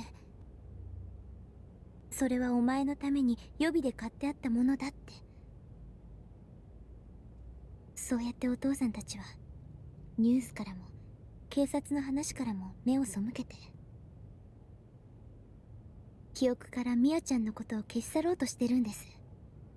This is a terrible way to grieve. つまり双子じゃなかったことに。それで警察にもうちは一人っ子だって言って追い返してたわけか。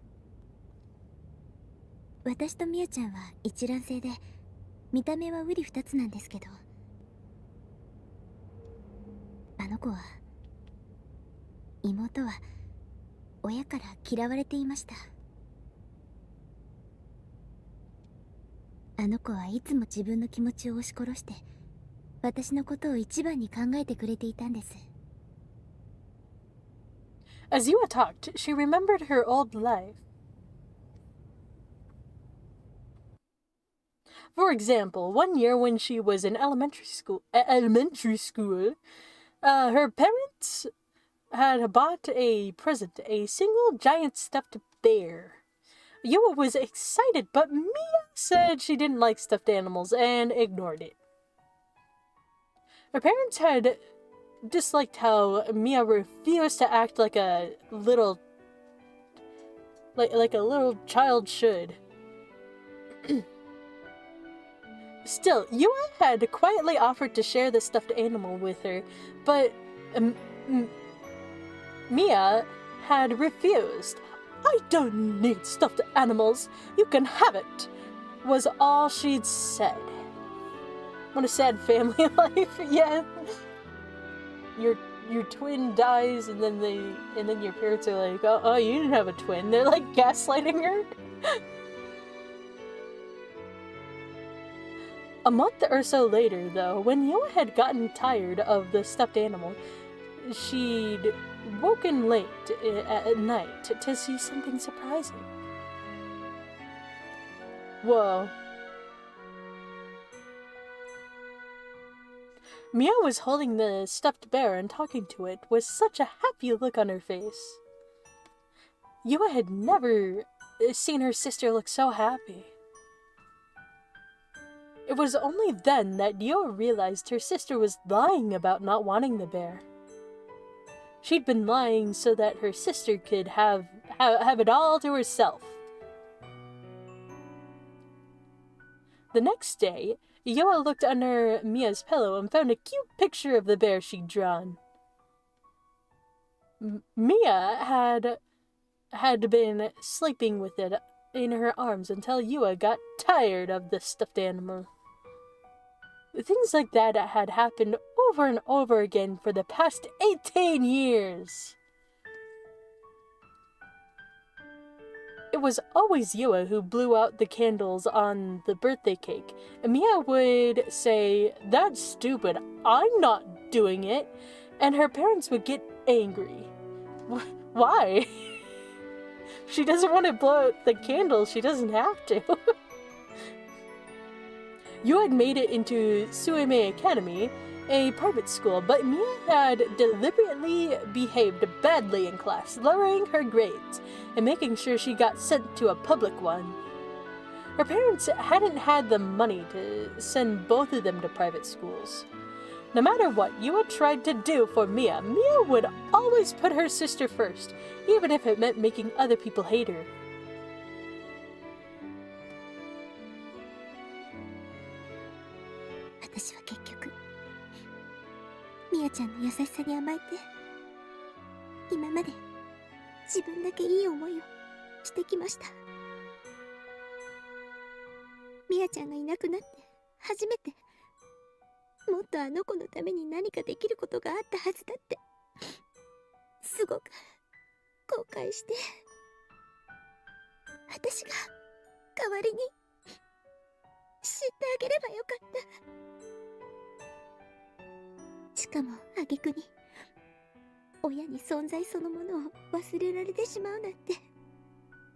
Yeah, for some reason.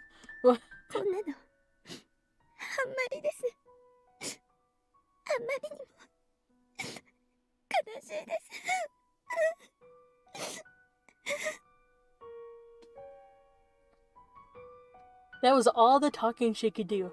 She took off her glasses and put her hands over her eyes as she began to cry. Momose sat next to her, kindly patting her on the back. それでユアちゃんは一人で事件のことを調べていたらしいの。ミアちゃんに一体何があったのか知るためにね。そりゃ大変だったろう。そして一人の人物を突き止めた。Who's the name? Momose looked over at Ben, still holding Yua close. 西條匠くんよ。なるほどね。Ben stroked the stubble on his chin and leaned forward. いつだったか西条と追跡劇をしてたっていう女子高生の話を所轄のデカから聞いたんだが、もしかしてユアちゃんだったりする？ She nodded at him apologetically. 興味あるな。詳しく聞かせてもらおうと思ったけど、ちょっとごめんよ。Too bad. Ben chuckled and bobbed his head at Yua and Momose. He'd been cut off by the sound of his phone ringing from within his suit pocket. He quickly took it out and looked at the LCD screen. It was showing Sua's name. もしもし、どうした？先輩、7番目っす。Ooh, excuse me. Sua's voice was tense. Ben could hear the sound of other police officers frantically running around him. From the sound of it, Sua was at the station. ニュージェネ第7の事件が起きたんすよ。 Holy shit! Ben's eyes went wide, and then he bit his lip bitterly. Momose and Yua could tell by his demeanor that something had happened, and were looking at him worried. ガイシャは3人、友人同士らしいっす。3人とも胴体から体が切断されてて、 Whoa. それぞれの上半身と下半身を別々に入れ替えて手ぐす、釣りとっすね。それで縫い付けられてたっす。 With a monofilament? Oh, okay. Ah. それと額にそれぞれ Q、D、N って読める傷が。何かのメッセージか？さあ、そこまでは。それと気になることが。司法解剖の結果分かったんですけど。What? ガイシャの胴体の切断部はノコギリとか包丁とかそういう刃物で切断されたものじゃないって。どういう意味だ？ Wait, were they ripped apart? なんか強い力で引きちぎられたそうっす。引きちぎられた。 Ben repeated that to himself as he scratched his head roughly with a hilt of the fan. Oh, okay. で怪獣だな。あるいは最近流行りの魔法使いとかな。先輩、それマジで言ってんすか？ Damn, yeah, I know, right? It's pretty gruesome. 映画オタクの自分でもさすがにその意見には同意しかねるっす。 Oh, my cat spooked me. What are you doing?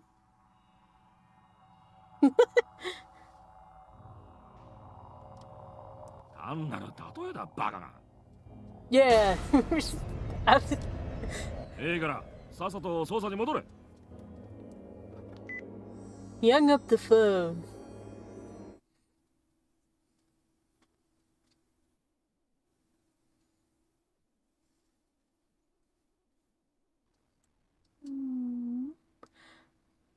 The sun started setting early once November came. Whoa, and it's November right now. It's lining up. Oh my gosh. Last time I did this, it was November 13th. And Kozumi said that her birthday was November 13th, and I forgot that, and I forgot to mention that. I mean, I guess it wasn't that important, but it was a cool lineup in the world, in the game world. By the time I was ready to go home with Rimi after class, a pale orange color was settling over the sky. ごめんね。 About what? Rimi had been silent until then, but suddenly she apologized. たく、いろいろ大変だったんでしょ。 It's okay, I always have a rough time. was the first time in a while we'd gone home together. I was so happy she'd come back. She'd offered to go home with me today again, for one thing. We'd only gotten home together twice now, so I was afraid she might want to stop. But that didn't happen. 一緒にいてあげられなくてごめん。知り合いが例の地震で怪我しちゃって。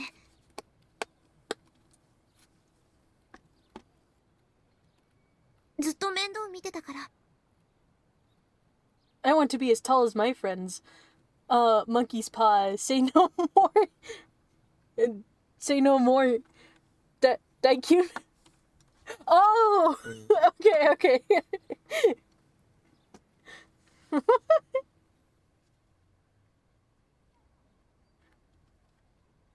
Remy brought up the subject, even though I hadn't asked.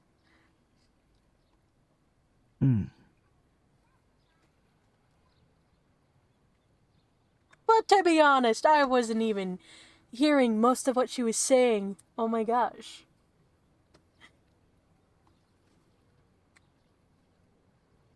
Oh, that bandage I'd seen on Anami's wrist at lunch. I couldn't get it out of my mind. もしかして怒ってる？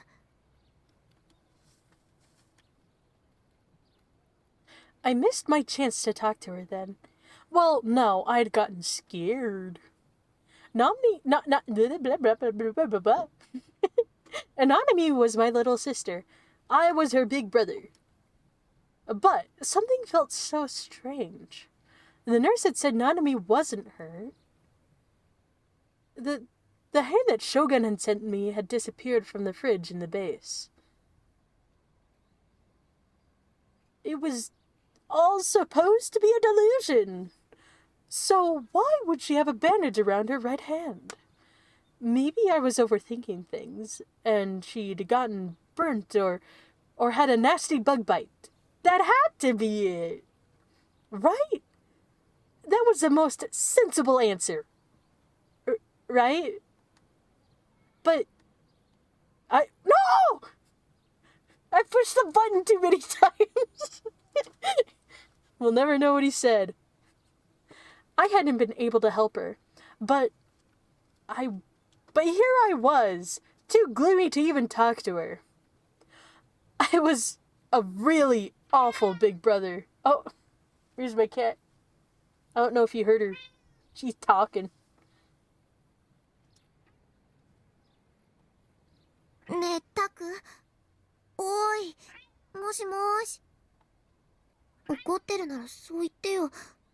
無視されるのって結構傷ついちゃうな。Yeah. え？ I looked at Remy. She was sad.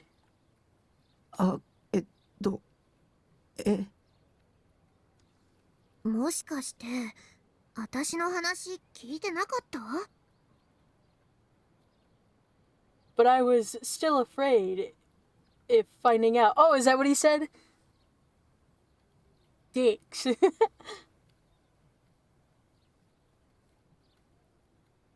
Still afraid. He's always afraid.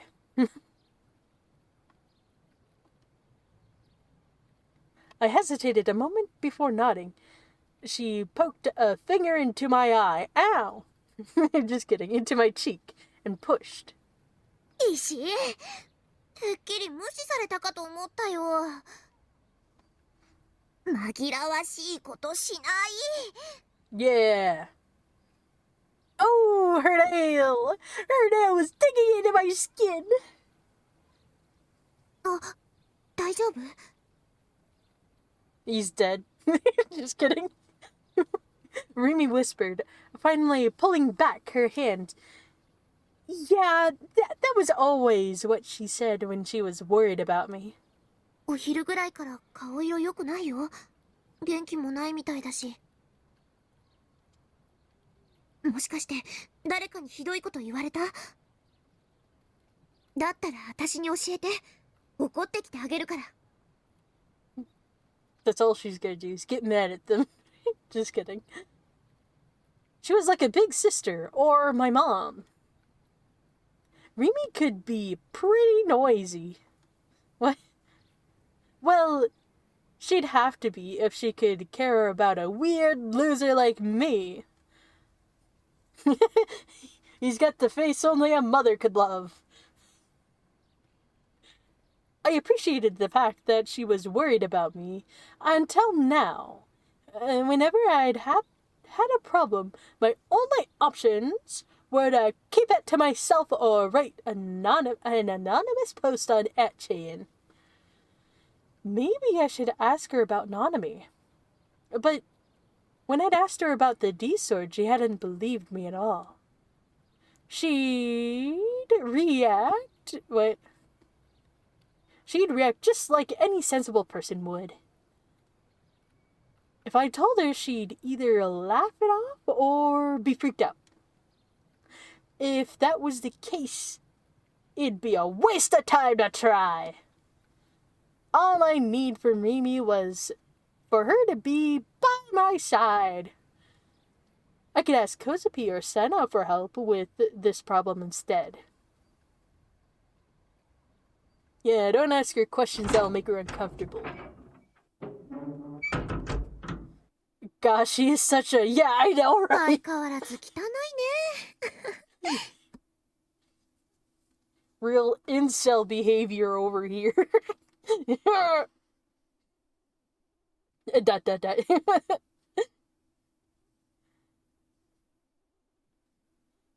Rimi whispered in exasperation as she stepped inside the base. Is there a therapist in that school?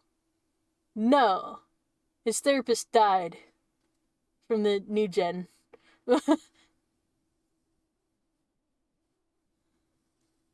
But despite her compliments, he seemed happy, so I couldn't tell what she was really thinking. 変わってないな。この部屋の汚さがまさにタクって感じ。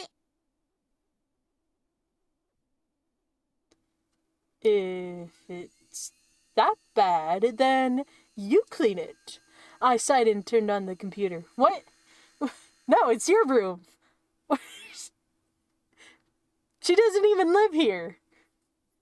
Wait, for real? Yeah, like for a little while, he didn't go see his doctor, and then, he, went back again. And then the next time he went to see him, the doctor was gone, and he's like, well, that's the only doctor I want to see, and then he left. And then, and then he heard on the news sometime later that, he was dead.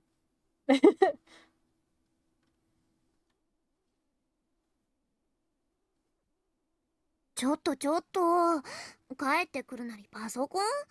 友達が来てるんだから、少しはおもてなししてあげようっていう気持ちにはならないのかな。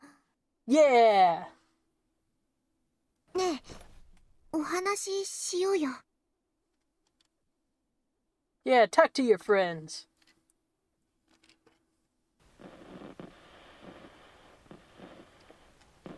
Alright, a good delusion or a bad one? I pushed the wrong button last time and it skipped this. Let's do a good one. Because it's green and I like the color green. OMG, yeah, I know, right? Rimi asked me for the impossible as she sat down on my sofa. If I tried to have a one-on-one chat with this 3D girl, I'd run out of things to discuss almost instantly. Calm down. Lately, I'd had more chances to talk to Rimi and had started to get used to talking to her, but I still wouldn't last even 5 minutes.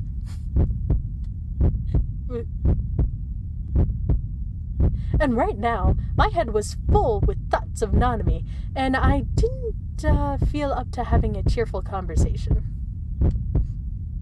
I'm sure it would look like I was ignoring her. I sat down in my chair feeling like a pathetic loser.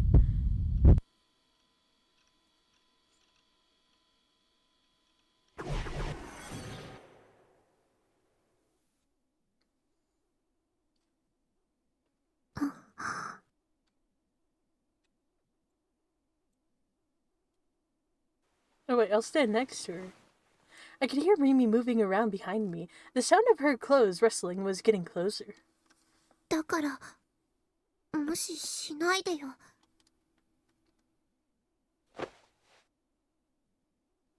Before I could turn around, she grabbed me from behind and held me tight.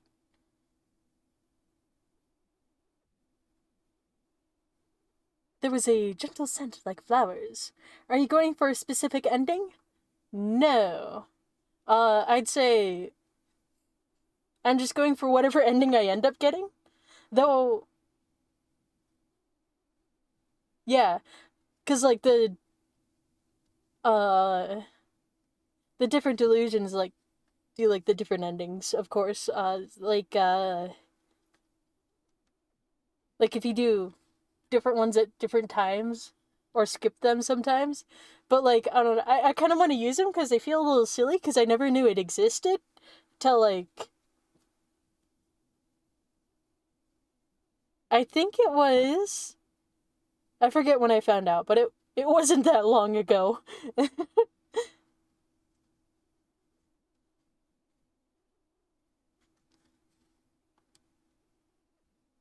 could feel her soft breast pressed up against my back. 寂しいよ。そういうことされると。Evidently, I created a delusion to help me escape from the reality in front of me. The thought made me feel more empty and miserable than expected. I didn't think I'd be able to enjoy this one at all. So instead, I decided to be honest, to say the things I wouldn't be able to say in real life.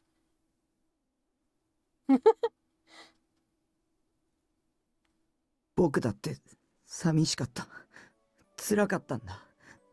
リミがこの1週間全然連絡くれなくて。Well, you could have called her. Oh yeah, it takes an effort on your part. I forgot. I could feel her body's movement directly on my back. Her chest was heaving up and down softly with each breath.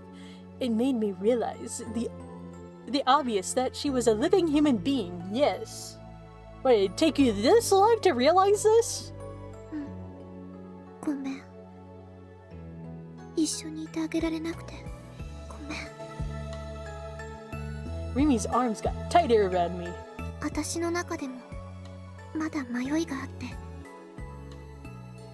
どうしたらいいかわからなくて、ちょっと考えてみようと思って。Uncertainty?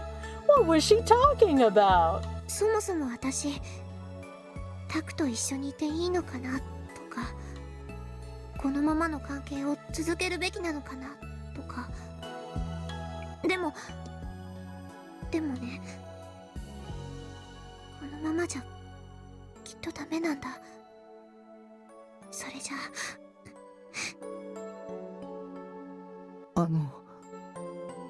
Oh god, this reminds me of my cringe teenage years.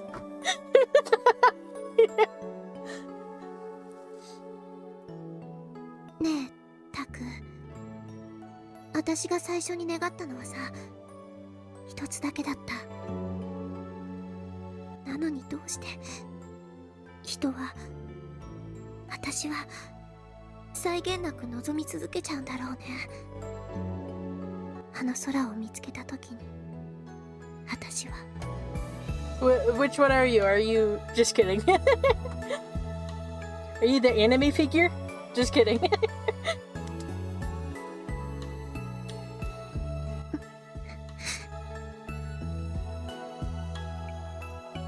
I didn't know what Rimi was saying. I had no idea how to answer. There was only silence. I could hear the faint sound of her breathing against my ears. This delusion should have ended already, but the silence remained. Nothing happened. Did that mean this wasn't a delusion?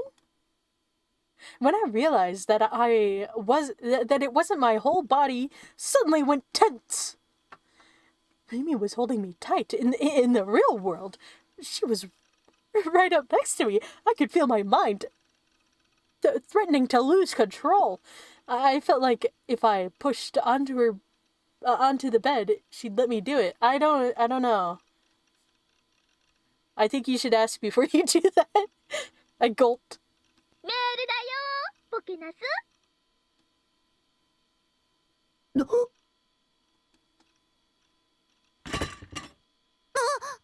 今の何？ Remy moved away from me, surprised. The soft sensation disappeared. A complicated mix of emotions appeared within me, half relief and half disappointment. Wait a second. Remy had just heard my Sarita and emo voice. That was really embarrassing. I opened my email program and saw 3 messages from Grim, telling me to get my ass in the chat room. I realized that I hadn't chatted with Grim in a while. We used to talk all the time. But since I'd been staying off ESO, we hadn't talked for about 10 days. 10 years. 10 goddamn years. Tape. Hey! Hey, Nightheart, I've been waiting. We got new nice guy. What? We've got what? Too lazy to find Dude, new gen, dude. New gen. New gen equals nice guy? New gen, NG, nice guy. What? It shouldn't be that hard to figure out, right? Anyway, it's here. The 7th murder. どうしたの？ Remy must have noticed my surprise because she stood up and came over next to me. She peered at the monitor from over my shoulder. 第7の事件。 Holy shit. Another one. Another new gen murder. How long was this going to keep happening? What would the next one be? The one where they finally got me? Or the one after that? タク、気にすることないよ。何も怖いことなんてない。タクは狙われたりなんかしない。How do you know? 全部タクの被害妄想。ね。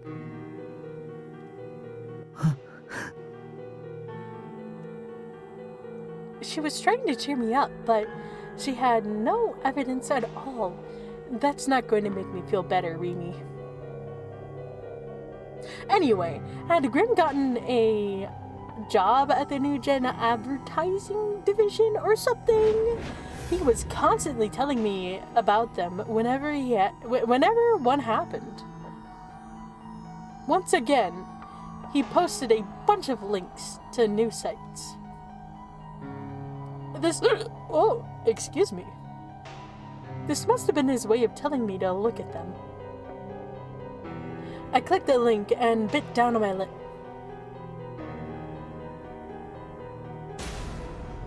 Whoa! New Gen case, Daikyu puzzle. Oh, Google's called Deludo, like delusion. YouTube. 7th New Gen case, a Daikyu puzzle at 4:50 a.m.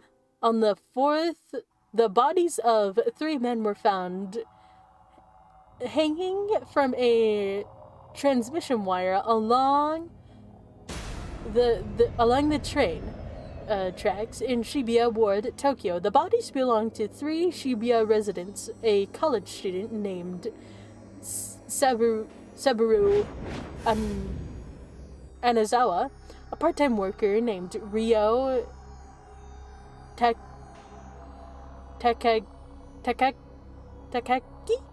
And Kohei Fujita, who was unemployed. A police investigation revealed that the bodies of all three had been severed at the waist, and that the cut did not appear to have been made cleanly, as if by a blade. The lower and upper halves of the deceased were each attached to different bodies, sewn together with a sturdy thread. The letters DQ and N were found on their foreheads, which the police believe may be a message from the killer. Pictures of the crime scene were uploaded to @channel, a major internet message board, before the media's repost, and it is already being called the 7th in the so-called New Generation Madness case.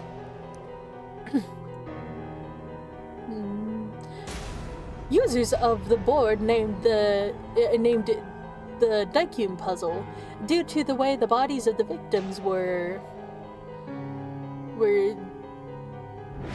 Daikun is a word used to refer to a thug person who lacks common sense. Some members of the families are preparing to take legal action against the inappropriate comments by @channel users, and reaction online has been mixed. Why'd they put on an @channel? It seems like the worst place to put that. Why? Wait, the police did that? They put it there?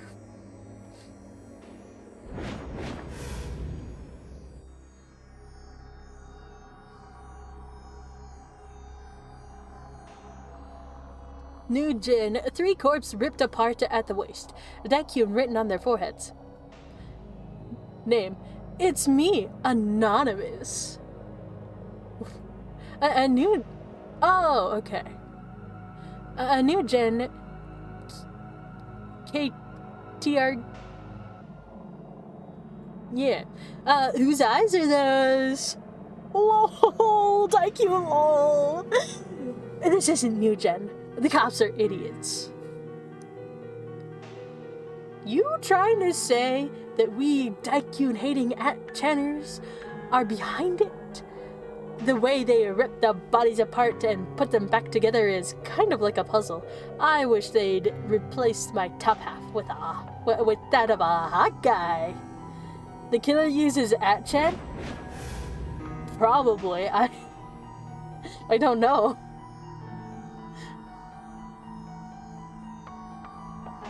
Get that fake psychic Nishijo to tell you who's behind it. Whoa! It's New Generation Madness, and I can't bear it!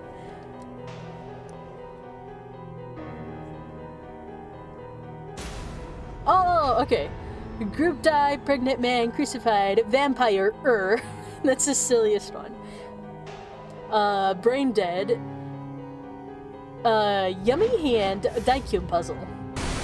Whoa. 今日午前4時50分頃、東京都渋谷区の線路沿いで男性3人の他殺死体が鉄柱に吊り下げられているのを通りかかった新聞販売員の男性が発見しました。警察の調べによりますと、殺されたのはいずれも渋谷区に住む無職藤田康平さん、大学生の安沢三郎さん、とび職の高木亮さんの3人です。Yeah, they're saying the exact same thing that I read. 3人とも胴体の部分が切断され、それぞれの上半身と下半身が別々に入れ替えられて糸で縫合されていました。3人の額にはそれぞれ謎の傷がつけられており、警察では犯人からのメッセージではないかとみて調べています。渋谷では2ヶ月ほど前から猟奇殺人事件が頻発しており、警察では今回の事件も同一犯による犯行の可能性が高いとみて捜査を続けています。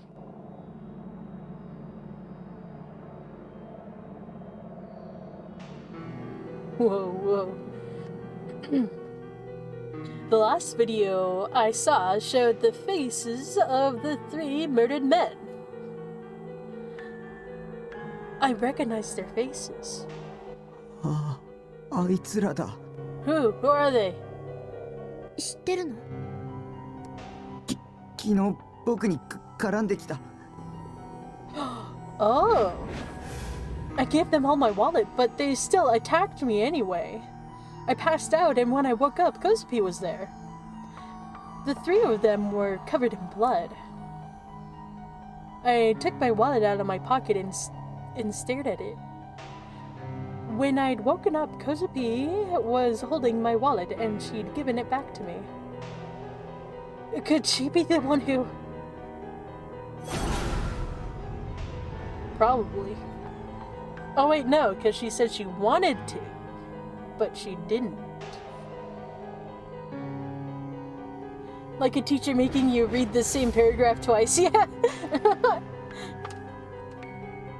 You didn't read it right the first time, read it again. No, that wasn't right. When I'd see them thus, their faces were smashed up and they were covered in blood, but they certainly weren't sliced in half. They'd been killed after Kozupi and I had left. It had been Shogun. He was taunting me. He was trying to destroy my mind. I felt like I was about to throw up. My stomach was racked with pain. I put my hands up against it hard to try to make it go away. Would I be next? Would the next one finally be the one where I get killed? Finally, after all this time. 終了 A hand reached over from behind me and flicked the switch on the monitor. The screen went black. That's what happens when you push the off 落 button. ち着いて。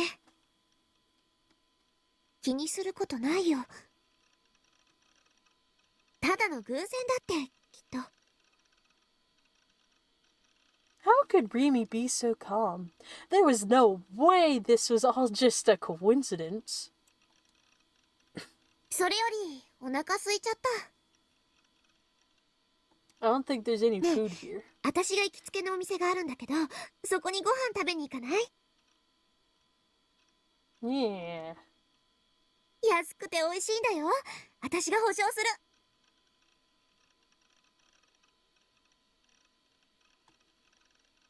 る。まあ、お客さんはおじさんが多いから、私みたいのが一人で行くのはちょっと恥ずかしいけどね。あ、それと、駅の中に入らなくちゃいけないんだった。渋谷駅の構内にあるから。ちなみに、山手線内回りと外回りのホーム、どっちにもあるんだけど、私は断然内回りの方が好き。 She gave him a reach around.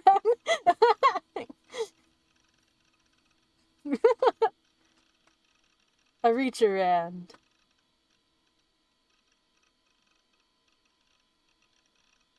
Yeah, like she reached over him.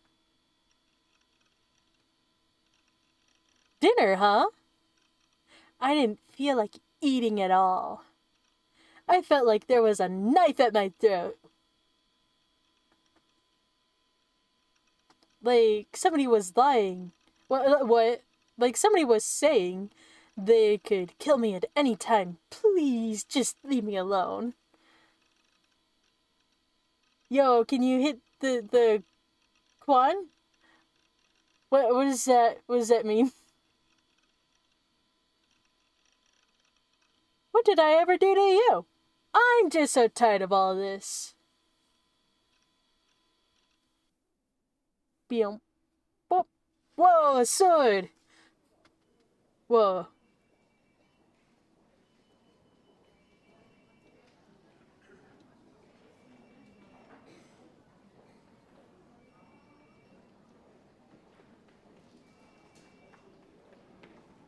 Shoo, shoo, shoo.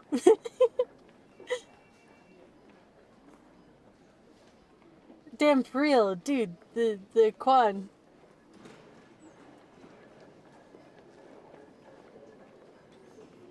Yeah, a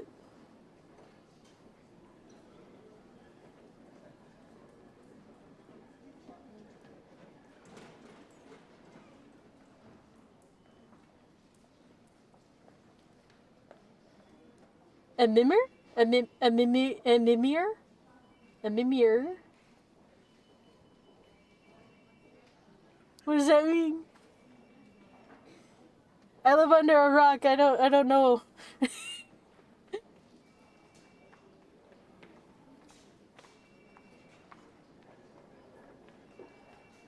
I say Kishimoto was staring out the window and only half paying attention to anything going on around her.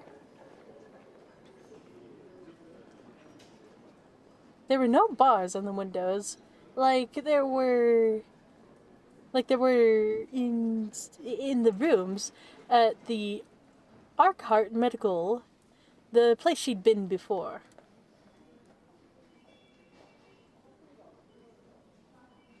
Outside, she could see the high-rise buildings of Shinjuku, and beyond them, a blazing evening sky. A few pigeons were flapping their wings ferociously at as they crossed the sky. Occasionally, she would wince in pain. Her eyes were empty and just a little tired. Her lips weren't humming. Weren't humming the songs that had so entranced the young people of Shibuya. After her failed suicide attempt, she'd been brought to a big general hospital in Yoyogai? Her wounds had almost completely healed. The doctors had said it was a miracle that a fall from that height had ended in only a few minor scrapes and bruises. Still, she'd hit her head hard, and she'd been hospitalized for observation, and she'd been here for a week already. Of course, observation meant nothing more than a simple checkup once every 2 days. The rest of the time, she was left alone. It's a meme. Mimur means sleepy time in Spanish, and is used in photos of cute animals and people lying down in impossibly uncomfortable positions. Oh! So, like, sleepy time.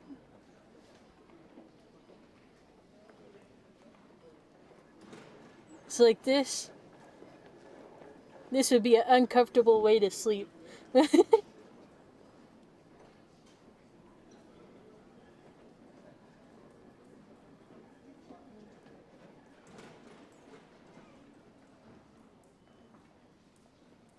She had the room to herself. There were no other beds in it. Her D-sword was up against the window. It was flashing with a pale light. It'd been there the whole time, but nobody had noticed it. She didn't get many visitors. Phantasm fans were supposedly coming in huge numbers every day, but the hospital had banned them from seeing her, so they wouldn't bother the other patients. She and her family weren't close. Almost nobody came to see her. Her bandmates had come to see her once when she'd brought up breaking up the band, though they'd stopped coming at all. I did not pay attention to anything in that sentence. 岸本さん、体温計ピピってなりました? Probably. The door opened and a nurse in white came in. Ayase slowly turned toward her and then took the thermometer out from under her arm like she was... Whoa. I saw something. Out the window. It was like a light. Huh. Ayase slowly turned toward her and then took the thermometer out from under her arm like she'd just remembered it was there. The nurse looked at the number on the digital display and wrote it down on the chart. And it said... 1 billion degrees. Fahrenheit or Celsius, I think either way it'll be concerning. 37度1分と Oh, 37 degrees Celsius. ちょっと熱っぽいかしら。ズキズキするわ。頭。I say Winston pain again. あら、また頭痛？でもそれは薬の副作用よ。気にしなくてもそのうち良くなりますよ。The nurse smiled as she spoke and took the thermometer. Her expression was gentle and there was something about her that put a patient at ease. But Ayase put her hand to her forehead and shook her head. Ever since she came here, Ayase had been dealing with a dull headache. Painful wasn't the word for it. But there was an unpleasant sensation of something pulsing in her head. It was making it hard for her to think. And her whole body felt as heavy as lead. This had happened to Ayase before, too. It was when she was at Arc Heart Medical. The headaches had lasted 24 hours a day, 365 days a year. She'd been unable to sleep and emotionally unstable.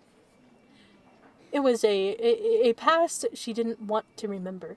A past she sealed away, her memories of 2 years ago.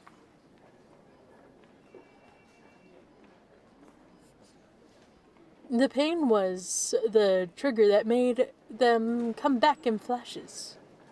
Whoa.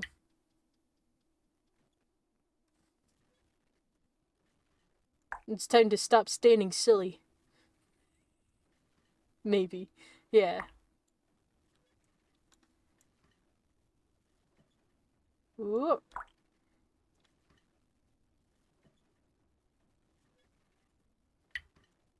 A dark room, a small window with bars. Except for the small window, the walls were entirely covered with mirrors. She'd been restrained in a steel chair in the center of the room. There was some kind of device on her head with cords streaming off of it. Her hands were bound behind the chair's back. Her head was restrained and tilted up at a slight angle. She's...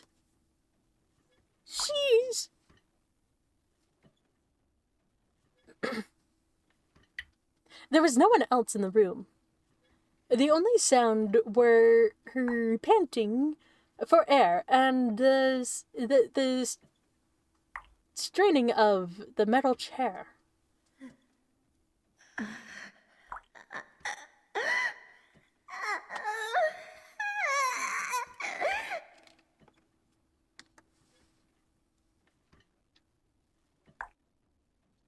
Drew flew from her lips, and the beast-style howl came from her throat. That one would have thought impossible for a girl of her age.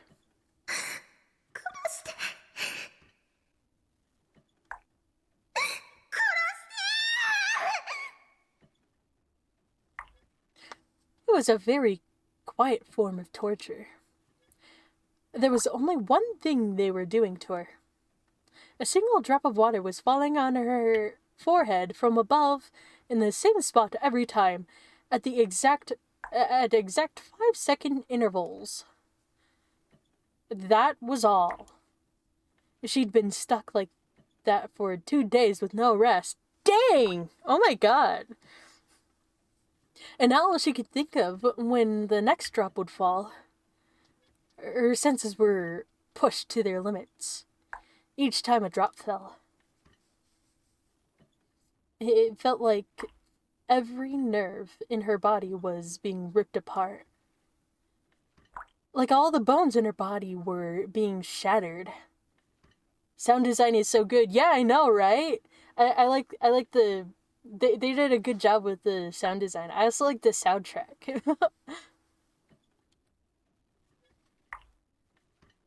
Like a long, sharp awl was being driven into her skull. Like all the fluids in her body, blood included, were freezing. Like all of her skin was rotting and sloshed off. It was more than enough to drive her mad.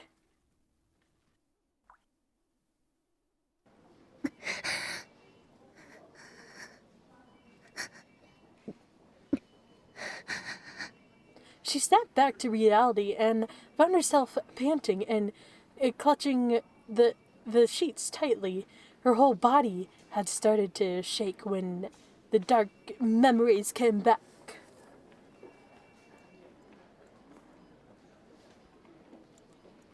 I'm gonna stand out the window. But wait, hold on, this isn't the first floor.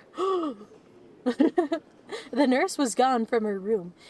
It was dinner time, and there was a frantic rush of movement outside the doors. Ayase repeated the words that the nurse had said to herself. Was this headache really caused by the medicine, or had she hit her head when she'd fallen? Or was it an effect of her old memories? She couldn't tell. Maybe it was everything. I mean, I guess it doesn't matter too much where the headache's coming from. Ayase wiped away the sweat on her forehead and began to laugh. 構わないわ。今さら何をされたって。あれはあの神罰を耐え抜いたんだから。迷わない。私は。She whispered as if in a trance. Then suddenly she heard a sound coming from the hallway. It was a pleasant sound of shoes in linoleum. Wait, was it yeah. They weren't a nurse's shoes. She could tell that much. The footsteps were getting closer to her room.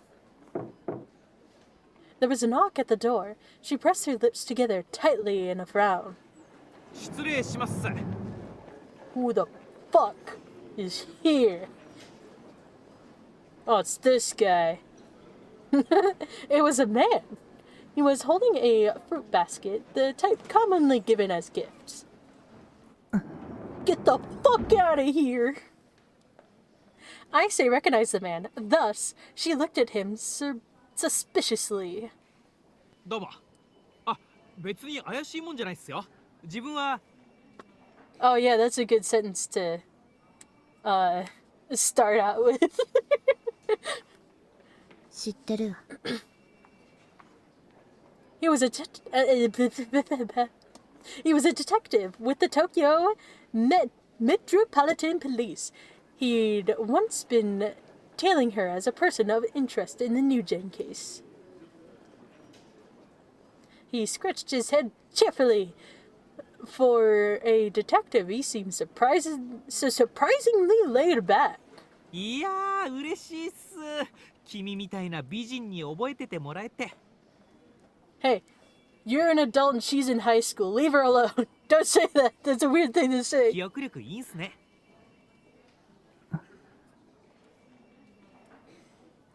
The detective walked toward her bed. Ayase glanced at the D-sword on the windowsill. It was too far away for her to reach reach out and grab it. Well, 今日はお見舞いに来たんすよ。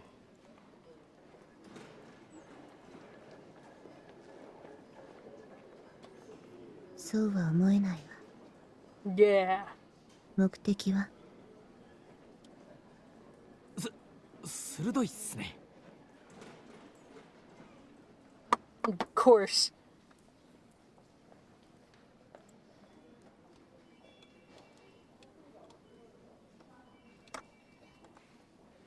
Ring, ring, ring, ring. Ring, ring, ring, ring. Distant phones. The detective acted like he was shaken, but it felt a little like an act. Calico be like, a man in a psycho harem VN? Get the fuck out! Yeah! Well, I'm trying to line. Oh, wait, I'll line up at the TV. Oh.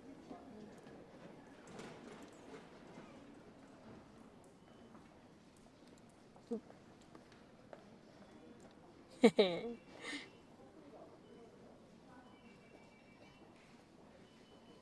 まあちょっと綾瀬ちゃんに聞きたいことがあって。あ、これよかったら食べてほしいっす。 He offered her the fruit basket with an innocent smile, practically forcing her to take it by placing it at the foot of her bed. うまいっすよ。あと高かったと。 Oh yeah, you could go cry about that out of the room. いらない。まあそう言わず、せっかく買ってきたんで。 Yeah, well then you could go eat it. 後でお母さんが来た時にでも切ってもらって。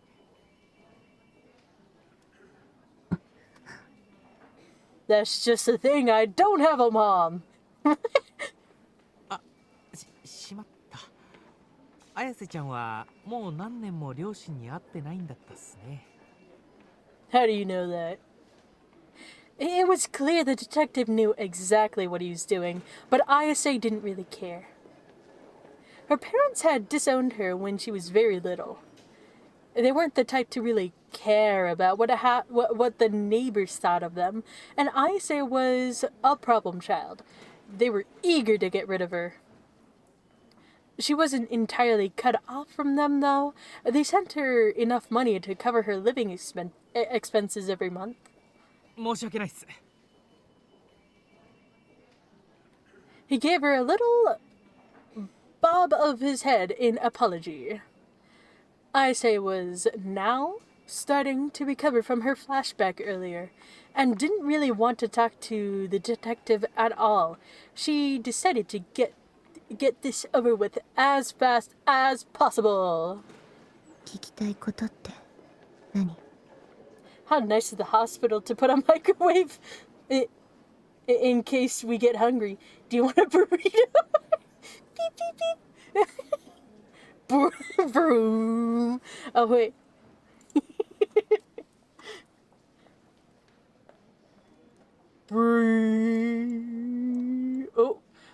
Oh, stop. Beep, beep, beep.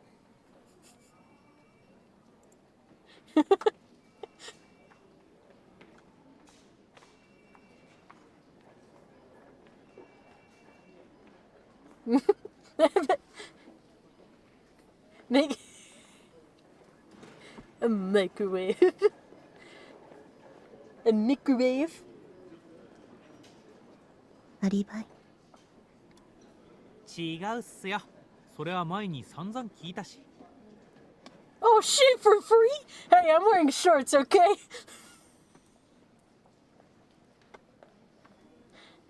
もう綾瀬ちゃんの容疑は晴れたっす。君は白、真っ白。目星がついたの？犯人の。It's on free for an accident. It was an accident!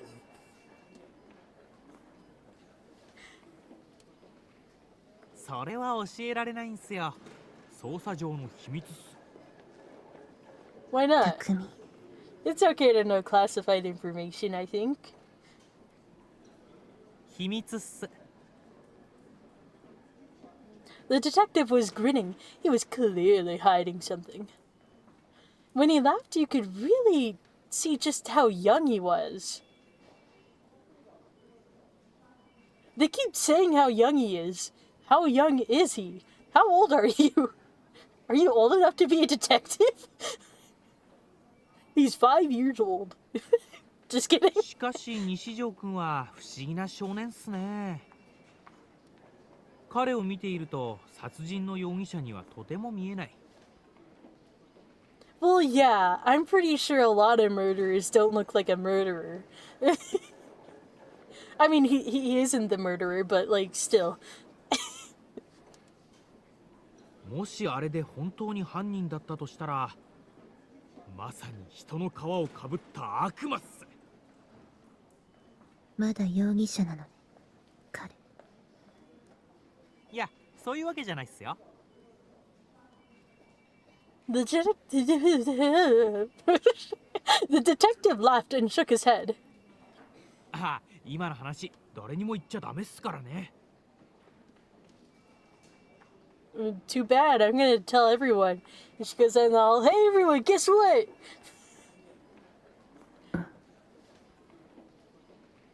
情報漏洩すると上司に怒られるんすよ。まあ当然なんすけど。Oh, so this is like a recurring thing with you. この前も先輩のとばっちりで怒られたばっかで。Good. 綾瀬ちゃんも一度会ってると思うんすけど、覚えてるかな？ No. バンさんっていう髪がボサボサで武将髭生やしたおっさんでか。I say remembered him. For now. Just kidding. When they come to talk to her, it was the older man, not the one in front of her, who'd done most of the speaking. Imagine you get the true ending and Takumi turns out to be the killer.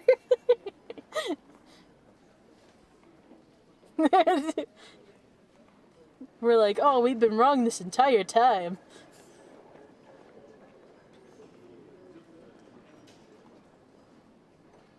You'd been pretty aggressive and sneaky too. あの人がすぐこのバカって怒鳴るんすよ。Good. そのくせ自分は本来の操作をせずに、なんだかわけのわからないことばっか調べてて。挙句の果てに自分まで無理やり付き合わされて。Go cry me a river. 最近胃が痛いんすよね。いやまあ根はいい人っすし、勘が異常に鋭い人で、過去にも難事件をいくつか解決に導いたらしいんすけどね。Is he just venting to this teenager? Listen, I've been having like a hard time. I know like a lot of stuff you gotta worry about, like homework and stuff, but like here's all my troubles. その話をするためここに来たのは。 Oh, the detective chuckled when I say cut him off. ああ、いや申し訳ないっす。つい愚痴入っちゃったっすね。今の話は全面的に内緒にしてほしいっす。諏訪守、一生のお願いっすよ。 Too bad. それで一つ目はなんであんなことを？ Well, even Ayase could tell he was talking about how she'd jump off the roof. もう何度も話したわ他の刑事さんに。邪神王グラジオールの復活を阻止するためですか？ Oh, okay, so if you knew, why'd you ask? 死ぬつもりなんてなかった。魂を一つ上のステージに持っていこうとしただけよ。例の若者の間で話題になった君の歌についても似たようなこと言ってたっすよね。That was his second question. ISA sighed a little. ニュージェネのことを歌ったものなんかじゃないわ、あの詩は。グラジオール期黙示録詩編のインスピレーションを受けて作った第3章102節よ。世界に邪神をグラジオールが現れようとしている。復活を阻止するにはグラジオールが流した黒い血によって作られた7つの杭が必要。杭は剣へと形を変え、神罰を乗り越えた7人の黒騎士の手に渡る。目には目を、歯には歯を。邪神を背負いし人間だけが邪神王を滅ぼせるの。なんか映画みたいっすね。What? Oh, そういう壮大な設定は好きっす。what, the Bible? Who let this unsupervised kid steal a badge and bother me, patients? And bother the patients? Yeah. Who let it happen, huh? Who's the wise guy? ISA's eyes narrowed at the detective's comment. 設定じゃないわ。現実よ。It really happened, okay? じゃあ最後の質問っす。The detective ignored her protest, but she was used to that. Nobody had ever believed what she had to say. 君や西条くんの他にも水明の生徒について何人か洗ったんすけどね。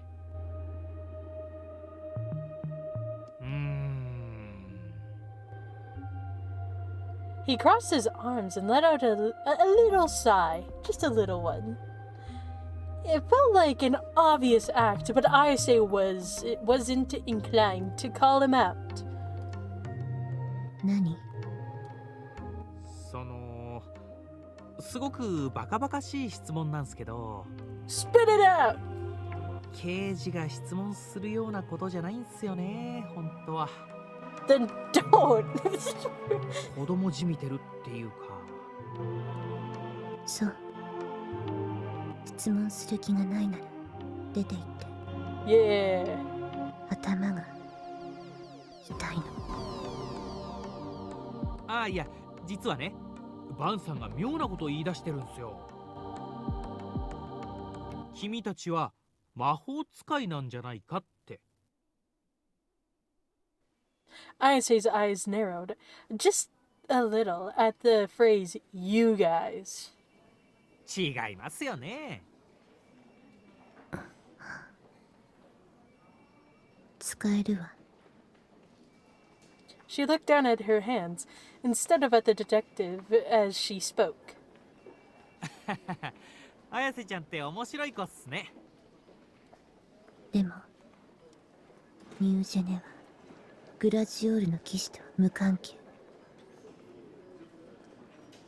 ああ、そうっすか。まあどうでもいいんすけどね。The detective yawned, disinterested in his words. And then, suddenly, an electronic sound filled the room. The detective frantically pulled a phone out of his suit pocket. What, this is ringtone? That's your ringtone? まずった。病院って携帯禁止なんすよね。電源オフにしておくの忘れてた。It's so loud. It's so loud, it's like over... It's over his voice. うわ、しかも女からだし。What? 付き合って4年になるラブラブの彼女がいるんすよ。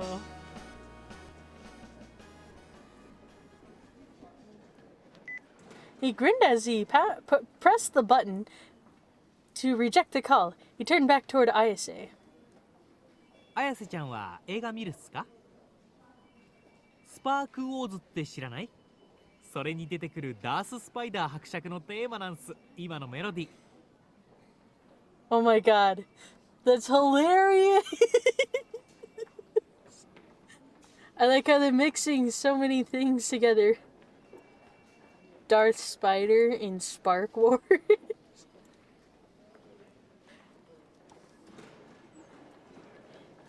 She wasn't interested in movies at all. Ayase had already decided she was under no obligation to answer any more of his questions, and silently turned to look out the window. 実は自分スパークウォーズオタクなんすよ。あ、興味ないっすか？そりゃ失礼したっす。じゃ、自分はこれで。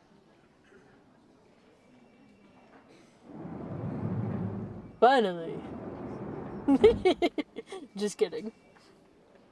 The detective left the room without waiting for her answer. Ayase didn't bother to watch him as he went. Her eyes were watching the sky as it shifted from twilight to azure night. Whoa. Scene change. Whoa. Oh. このボケナスずっと待ってたんだからね。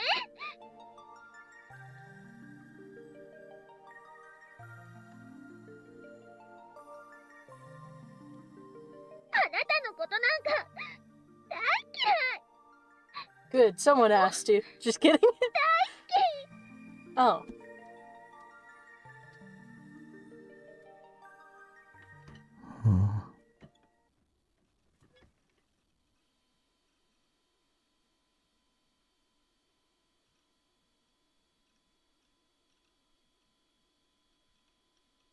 Oh. I forgot what I was doing for a second. What?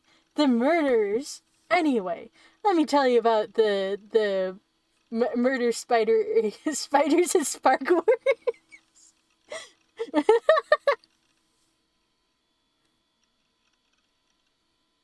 I absently-minded watched Seryuten move around the monitor. The final episode of Bloodtoon had aired late last night. The story had really picked up by the end, and Achan had reviewed it highly. It was my third time watching it, but I wasn't able to focus on it at all. I looked at the clock and it was past 10 p.m. Rimi had left around 8. She cheered me up and given me kind words of encouragement. Having her here made me feel less lonely than I had been for the past week. Huh, that's weird. When you hang out with people and talk to them, you feel less lonely. Just kidding. I mean, in this guy's case, but Rimi didn't seem to think things were as serious as they really were. It was as if she was trying to avoid any talk about New Gen. Maybe she thought I was annoying. Maybe. She'd said somebody she knew had been hurt during the earthquake. Maybe she was busy dealing with that and didn't have time for me. No, but maybe I was paranoid, sure, but I was still in danger. I could be killed at any moment, even right now. There had to be some reason why Shogun was so obsessed with me. If I could figure it out, maybe it would give me some clue as to how to fight back. そういえば、あのおじさん、別れ際にこんなこと言ってたのら。中でも一番特別なのは、その目、誰の目を産み落とした少年。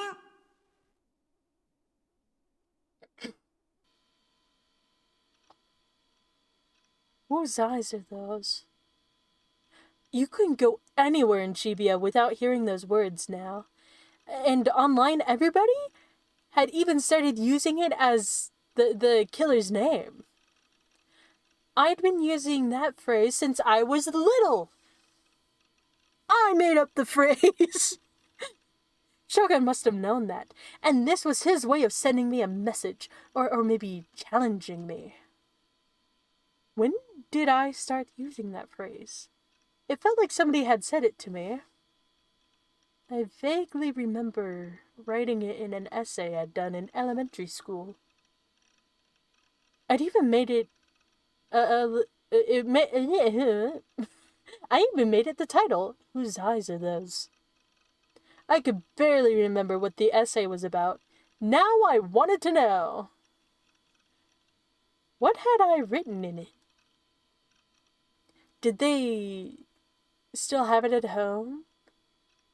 It was so old they'd probably thrown it out years ago. But I'd always had the habit of putting important things in a big empty box of candy I'd kept. I called it my treasure box. There was a chance it was still there. What should I do? Should I head home and check? But...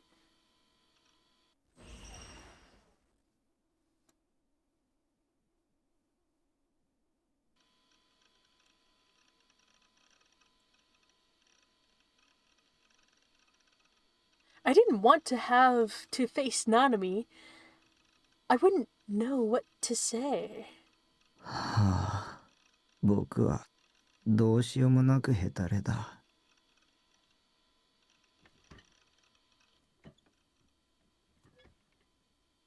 Whoa! Whoa! I suddenly stood up from my chair, then went over and collapsed on the sofa.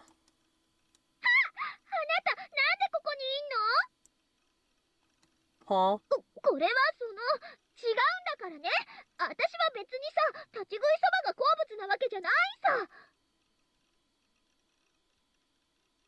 って何ニヤニヤしてんの？このボケナス。もう怒った。うなれ！侍コンデンサー！ I looked up at the ceiling, half interested in Saria's dialogue. The ceiling was made of cold, exposed steel.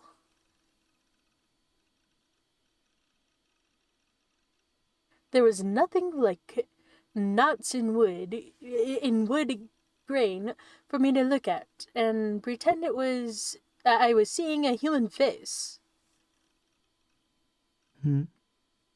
I think I see a face.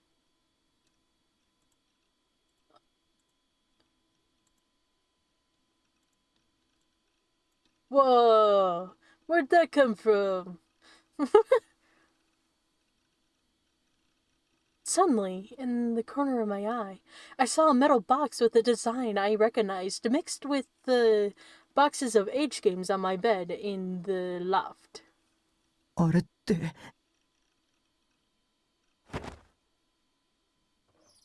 I leapt out of the sofa and went to the little ladder and looked at the bed.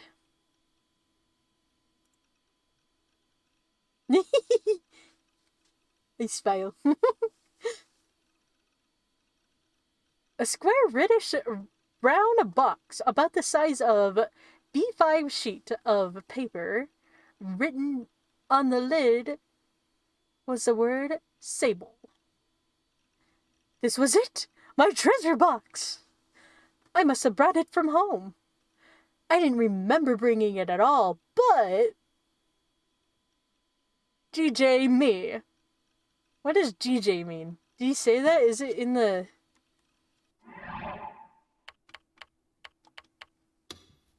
I got it. Oh, the face is still there. I thought I got rid of you.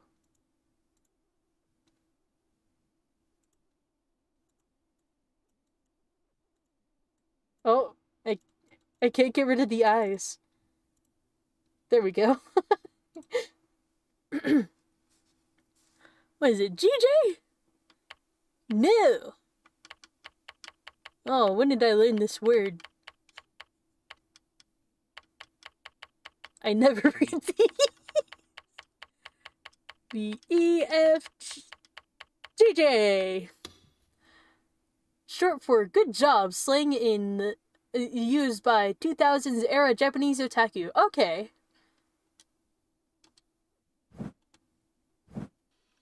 Good job, me. I brought it down from my bed and opened the lid. It was filled with old test essays and scraps of my sketchbook. Most of it was papers and just a few tiny objects. I took them all out of the box and began rummaging through them. I found what I was looking for almost immediately after all. It was at the very top. Yeah, that does sound pretty easy to find. Whose eyes are those?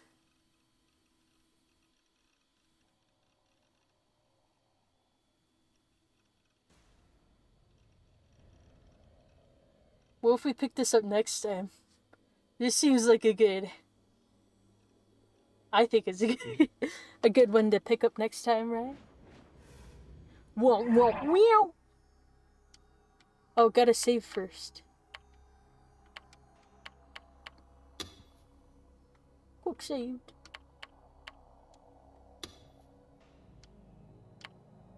I'll save it over... Chapter 2. Yes. No, what? No, stop! No! Oh wait, no, I quick saved. Ah!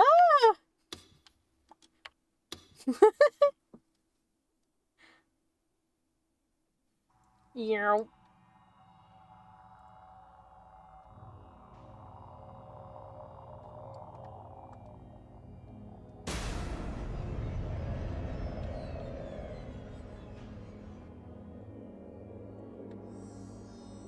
Well, thank you for watching. Thank you for chatting.